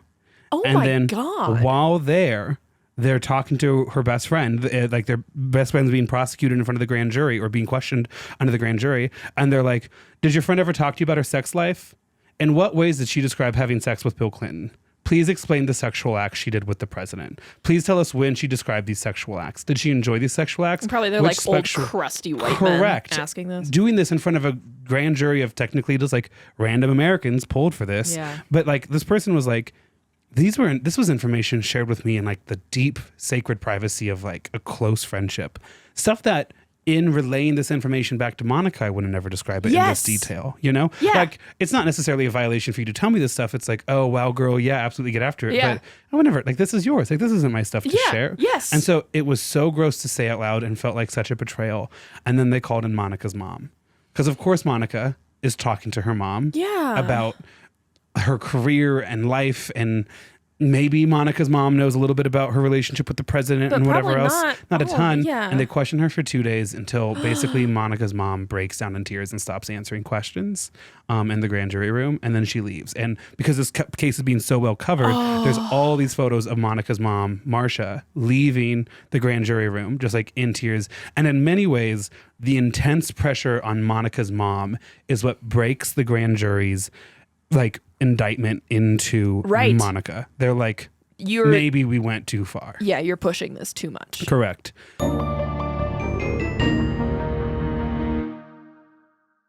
Bill Clinton basically is going through his own stuff during this time. I don't give a shit. Correct. Yeah. But they're like, okay, we know, because Monica now, to avoid being totally thrown into jail, takes a plea deal where she's like, I will give you the objects that I have and I will tell you what I did. And then I need to be like, let go. Because the Clinton administration, who she still supports, isn't defending her. She's on her own. She has to do something. Right. You can't fault her for that. And there's a little bit of writing on the wall, too. You know, like this train left this station. Whether or not you protect yourself is now the question that you're at. Right. So towards the end, Monica surrenders her blue dress, which still has semen samples on it. Because Linda Tripp told her never to wash it. Clinton does a blood test. They confirm that it's his. Yeah. Scientifically proves. Kenneth Starr is so fucking proud of himself for ruining Monica's life, for proving all of this stuff. And the consequences is that Bill Clinton can't be a lawyer in Arkansas for 5 years. This entire investigation of like what he's found guilty for and all of this stuff. Kenneth Starr's like life work has been that he can't be a lawyer for 5 years. In the state of Arkansas. Yeah. The House and Senate will hold impeachment trials for Bill Clinton. At least 12 Republican senators will vote against impeachment. Impeachment will die in the U.S. Senate in December of 1998. And that is it. Actually, Democrats gain 5 House seats in the 1998 midterm election. The voters don't punish Democrats at all for the Monica Lewinsky scandal. They love making fun of Monica Lewinsky. Yeah. She gets parodied on SNL and all this stuff. Still, like, to this day. Correct. Yeah. But America doesn't punish like, honestly, the Democrats kind of come out looking like cool. They're like the people who create jobs and also have sex. And then you have the Republicans who like hate drugs, hate fun, are country club elitists, right? And are mad because they can't have sex. Right. No, 100%. It was like, well, there's the cool party where the economy is growing. And then there's the ugly, old, not fun people who also hate minorities and live in evil and stupid. It like actually reinforces this narrative that Democrats had originally won on in 92 And I think we're too close to incidents for us to have like a full retelling of it now. Right. But I do wonder if like Democratic impeachment towards the end of Trump's first term framed us more as anti-Trump as opposed to like good governance versus absolute corruption and you know, which is tough because you're like you want to hold them accountable because I fucking hate them. Yeah. You know. Truly. I saw someone say, if it happens on a Friday before a weekend, I will go to one mass. You hear me? It ends up being much ado about nothing. I'm skipping over this section. Basically, two things that you need to know, like hard, substantive things that came out from the Monica Lewinsky scandal, not about Monica Lewinsky. Democrats gain 5 seats in the House, and it's like all fine. And Aaron Sorkin writes The West Wing, which envisions what the Clinton administration could have been if Clinton wasn't a fucking dirtbag and instead like a thought out New England election. So Aaron Sorkin was like basically like, what if we had all the like policy values and policy priorities of the Clinton administration without being a sexual deviant? What if? And then he writes The West Wing about it. Oh my God. Those are the two non-Monica Lewinsky things attached to it all, right? Yeah. Unfortunately, Monica Lewinsky is like the subject of today's episode. And her life doesn't get a chance to move on from the controversy. She now gets to be Monica Lewinsky forever. The Clinton presidency ends in early 2000, but Monica has these huge legal bills that she has to pay. Because keep in mind, she wasn't suing people, she was being sued. So when she was finally let go and all the legal challenges dropped, whatever, all these legal fees. there wasn't part of the like final judgment where her fees were paid by the other side or anything like that. And she basically then is forced to monetize the only thing she is known for to pay these bills. Oh, and here's something fun. You're 25. Oh, shit. You're 25.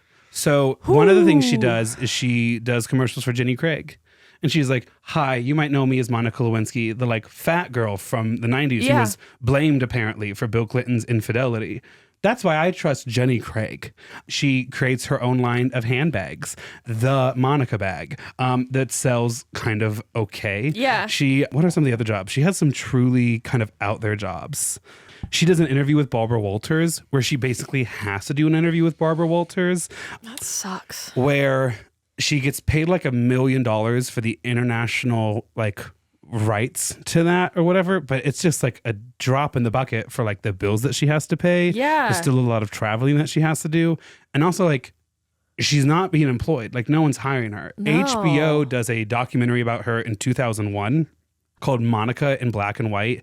And part of the documentary is, well, Monica shares this later, but she was like, I was at this Q&A at Cooper Hall in New York City, and this young college student comes up to me, because you can ask questions, Monica Black and White. This is like me telling my version of the story.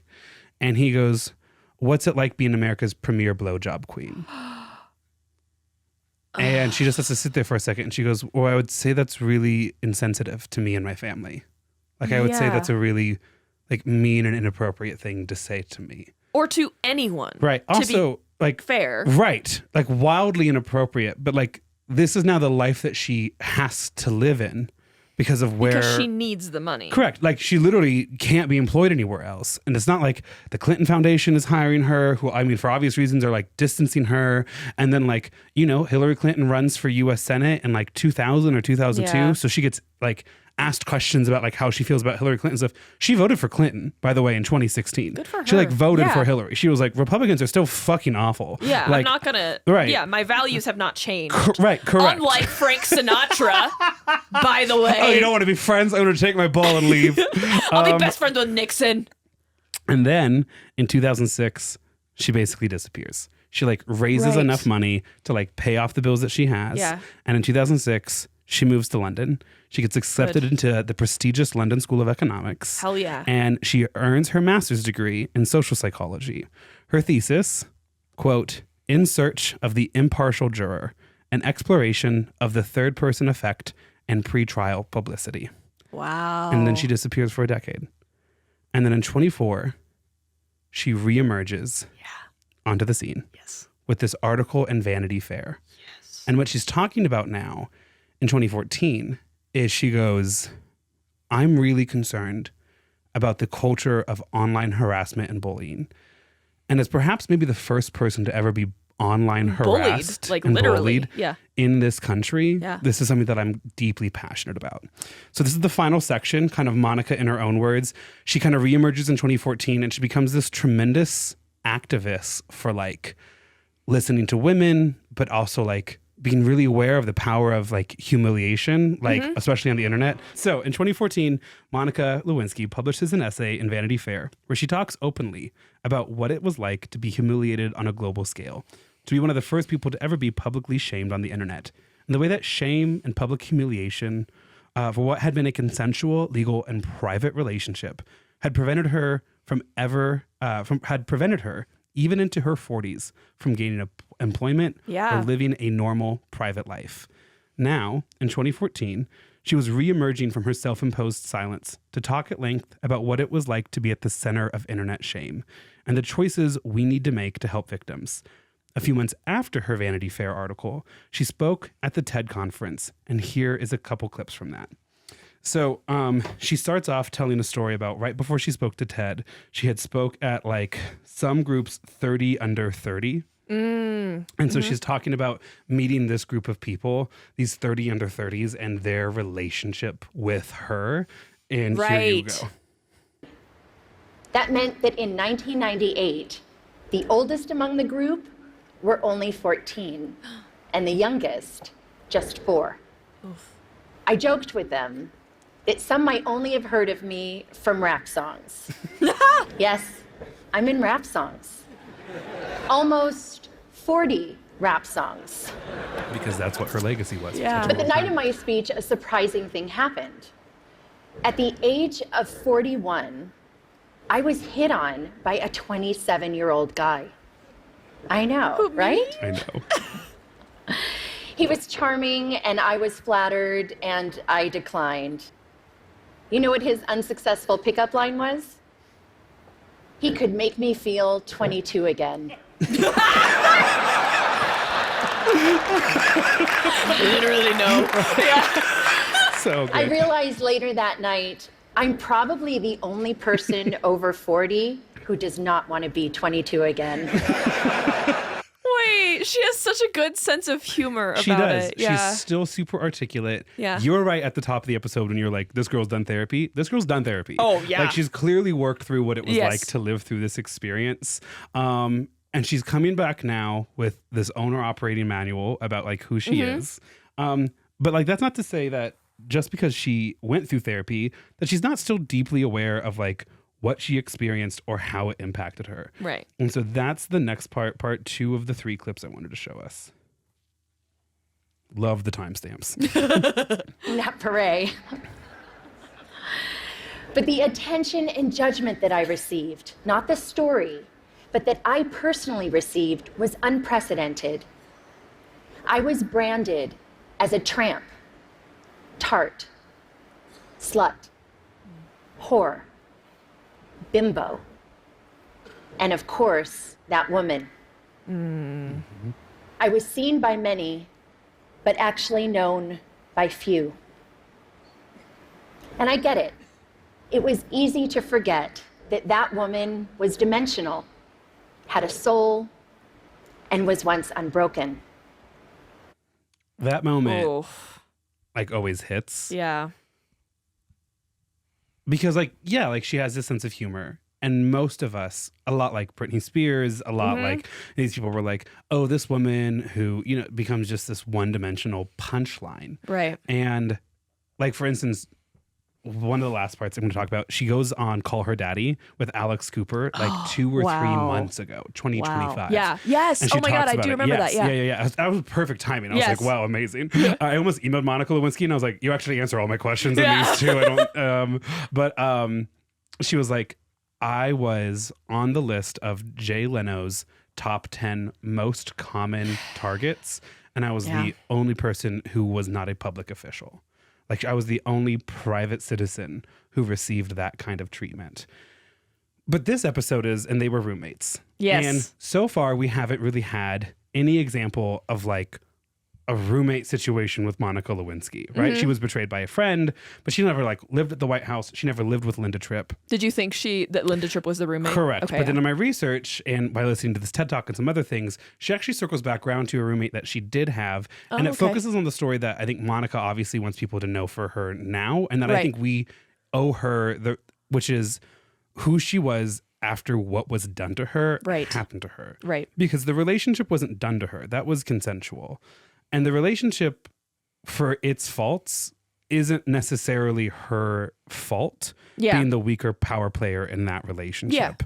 But it ruined her life forever. Yes. And before I say anything, I'm going to just pull up to the last part of the clips that we're going to watch. It's a great TED Talk, Monica Lewinsky TED Talk, if you are looking to hear the whole thing. It'll be linked. Yes, and it's also all three are timestamped in my show notes. I think it's a great talk just in general, but I want to play this last part specifically. Hang out, it's like a minute long, to understand the like roommate connection that I feel like we ultimately brought back to, and that's something that if I could replace your memories of Monica Lewinsky with anything, I'd like them to be replaced with this, because I think in all of this is the part of the story that makes you and I and our listeners like better people, because it makes us like more humane and it makes us more like aware of the way that these people, that everyone's just a person. Right. Yeah. Anyways, you're going to listen to it and then we'll talk more. Dire. Very dire. I was on the phone with my mom in September of 2010. She's speaking in 2014. And we were talking about the news of a young college freshman from Rutgers University named Tyler Clementi. Sweet. I apologize for not giving this trigger warning before the first name.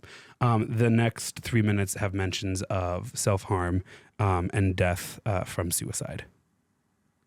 Sensitive, creative Tyler was secretly webcammed by his roommate while being intimate with another man. When the online world learned of this incident, the ridicule and cyberbullying ignited. A few days later, Tyler jumped from the George Washington Bridge to his death. He was 18. My mom was beside herself about what happened to Tyler and his family, and she was gutted with pain in a way that I just couldn't quite understand. And then eventually I realized she was reliving 1998, reliving a time when she sat by my bed every night. Reliving a time when she made me shower with the bathroom door open. And reliving a time when both of my parents feared that I would be humiliated to death, literally.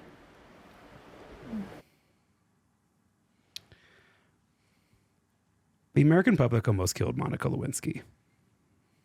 Yeah. And I think that's an element to her story that we don't talk a lot about, because there's the jokes, which is how it was rolled out initially.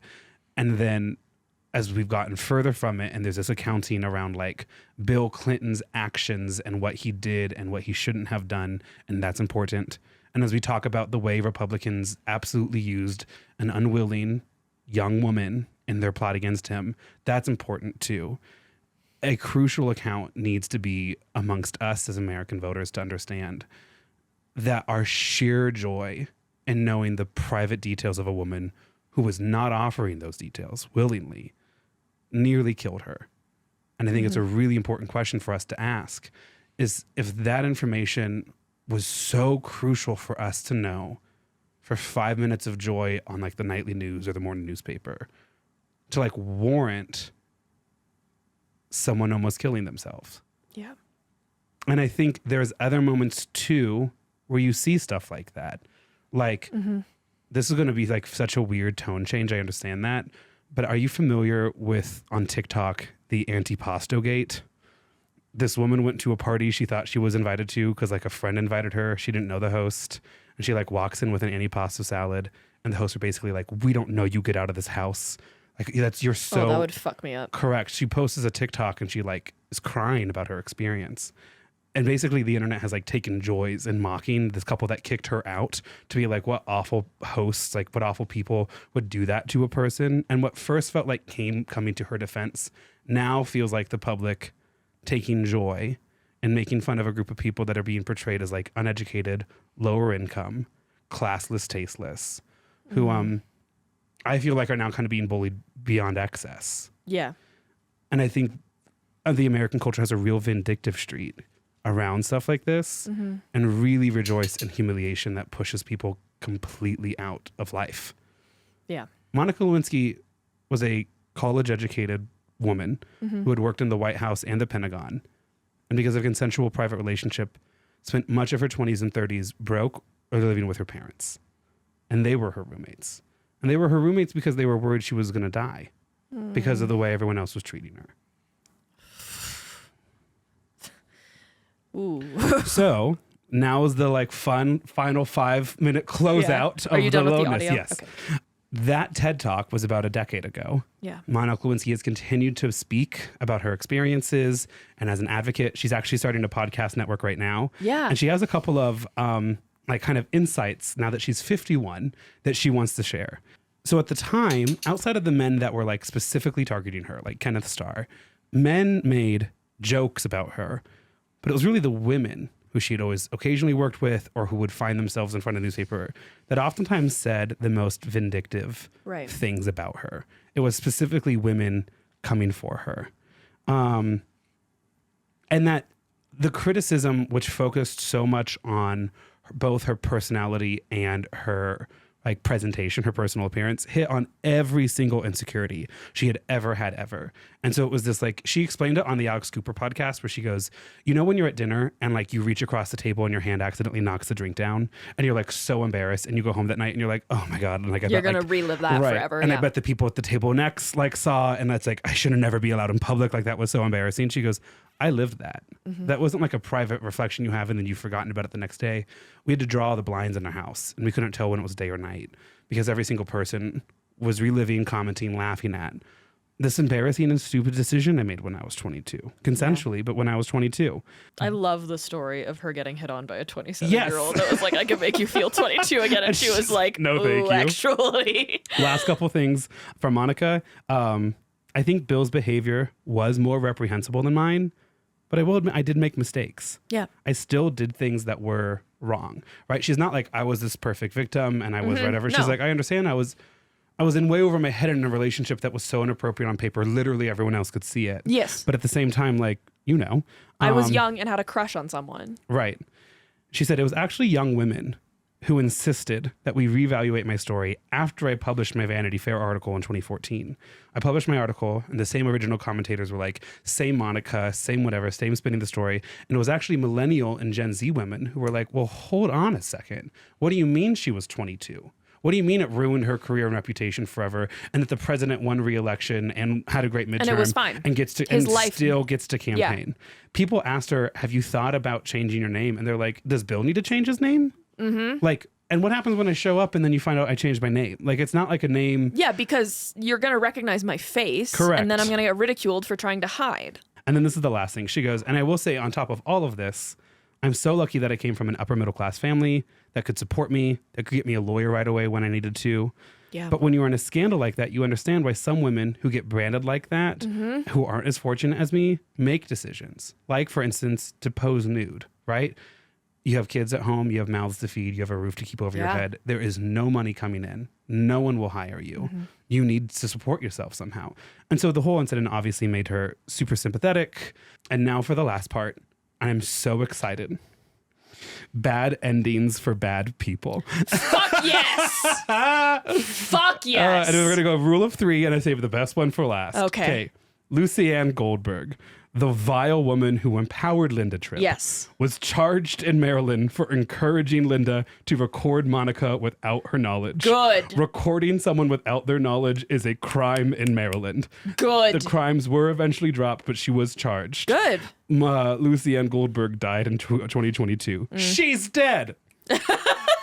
Linda Tripp. Linda Tripp eventually did write her book about the experience, but it took her almost 20 years to do it. Good. It was titled A Basket of Deplorables, and What I Saw in the Clinton White House. She wrote it literally after 2016. it doesn't look like it sold all that well. Good. She did have to end up self-promoting it for herself at the year-round Christmas store she ran called Christmas Sleigh. She admitted in an interview that it was different, that her private information being leaked, admittedly by the Clinton administration, which was a crime.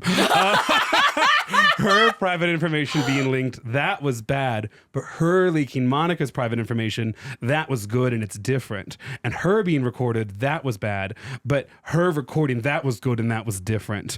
And you shouldn't ask. But ultimately, you should feel bad for her because on the last day of the Clinton presidency, they fired her ass from the Pentagon. Good. And then no one ever hired her again. And so Miserable she said, bitch. ultimately, it ended up becoming an economic loser for me coming forward. Good. She died in 2020. Yay, she's dead. For his work to discredit the Clinton administration and to threaten Monica Lewinsky with jail time, Ken Starr left government work in the 90s. Good. He defended the mercenary group Blackwater for killing 4 unarmed What civilians. is it with water and him? No, He had right? white water and now black water? You know what the mercenary group Blackwater is, No. though, right? If the government wants something to happen but doesn't want a U.S. soldier to do it, they'll send in a mercenary group who doesn't have to follow the same restrictions, like don't commit war crimes. So Blackwater did that, killed 4 unarmed civilians in a different country, was held for war crimes, and Ken Starr was, I'm on the case, I'm the man for you. He then helped argue on fucking behalf of the school district in the famous Morse v. Frederick case, which is also known colloquially as the Bong Hits for Jesus case. A kid skipped school for a day, held up a sign that said Bong Hits for Jesus across the street from his high school. Yeah. When Richard Nixon visited, the school went across the street and pulled the sign down. He said that was a violation of my freedom of speech. And the conservative court was like, no, it wasn't. It mentioned drugs. And we hate those. Correct. Then he went on to work for anti-gay marriage groups in 2008. He Dick. served on Jeffrey Epstein's defense counsel No! until he No! died. He served on Trump's impeachment defense during the first impeachment trial until his career finally came to an end as president of Baylor University, where he was fired from the Board of Regents when it was revealed that during his time as president, Baylor athletics had fostered criminal levels of negligence and a culture that permitted sexual assault by a number of its players. Shut the fuck up. He died in 2022 and hell gained another demon. Wonder what circle of hell they're in. I know. Well, honestly, whatever circle of hell is the worst because they have to listen to Linda. Yeah. Yeah. No, and so that's the story of Monica Lewinsky. Wasn't the roommate angle I thought originally, but then I was like, well, that's actually... Oh, we can actually work it into Right, that's actually kind of Yeah. the whole No, point of that's- what I'm trying to say yeah. is like the way we ruined her life for literally no reason at all and failed to hold anybody accountable. Yeah. And now she is emerging from this kind of forced to, and she's like, also, Monica Lewinsky can't online date anymore. Like not anymore, Yes. but just Ever. can't, Yes. you know? Yeah. She seems like a really funny and interesting person Yes. who is like a Her like Twitter or X or Threads or whatever has been popping off Really? in the last I don't remember exactly what it was. I think she made some comment when Elon and Trump started going at each other that was like nice. Yeah. So her legacy, as I like to do every now and then on this podcast, is it's a misunderstood woman Yes. who we need to get to the bottom Wrote of. a book, Right, exactly. probably. Well, I'm sure. Yeah. Yeah. She's in like multiple documentaries. And now, if anyone brings up Monica Lewinsky, or even better, because this podcast is going to come out in late July, probably early August, maybe late July, you can bring it up at Thanksgiving, which is in November. This one will come out in 2.5 weeks. Yeah, so early August. So we're only a couple months away from November, and you can bring up Monica Lewinsky See, and at how Thanksgiving. how your older relatives are sexist assholes who owe Monica Lewinsky an apology, and then just let us know how that goes. We're just really curious to Record hear it, how please. that goes. Right. So yeah, any final thoughts? Jeffrey Epstein's a scumbag, Yeah. and if you at all are questioning or know anyone in your life who is questioning the whole MAGA shtick because of Jeffrey Epstein, yes, good, encourage that. Because if you remember, sorry, QAnon. Right, you did a QAnon episode about this. QAnon is solely based around this whole idea that there's this whole government officials that are involved in a human trafficking, specifically child trafficking thing. And yes, we're all fully aware Bill Clinton's on it. We're all fully good. Arrest Like him. That's fine. like that's totally good with us. I'm fine with that personally. I think he was a funny dude, but whatever. She means Clinton, not Epstein. Oh, Clinton. Yeah, obviously Clinton. If you're interested, there's a documentary on Epstein on, I believe, Netflix that comes from the perspective of one of his victims and also goes into the perspective of a lot of other Epstein victims and a lot of other people who personally interacted with Prince Andrew and Donald Trump.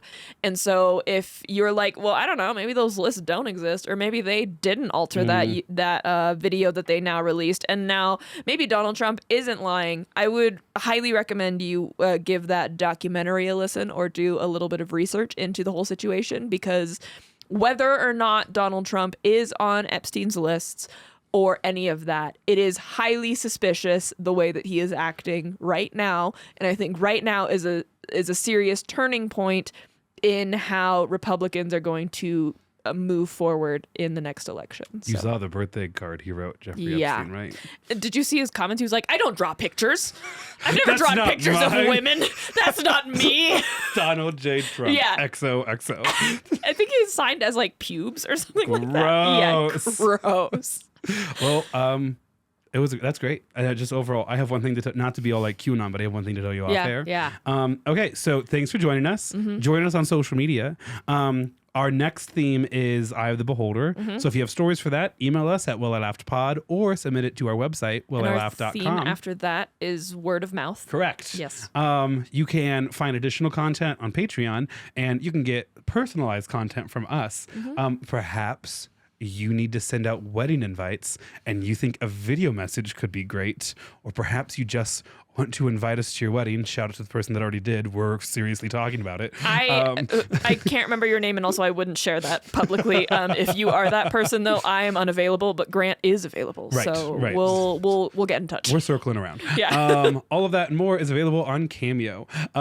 So thanks, friends, and have a wonderful time, and we'll talk to you later. Okay, goodbye. Love you. Bye.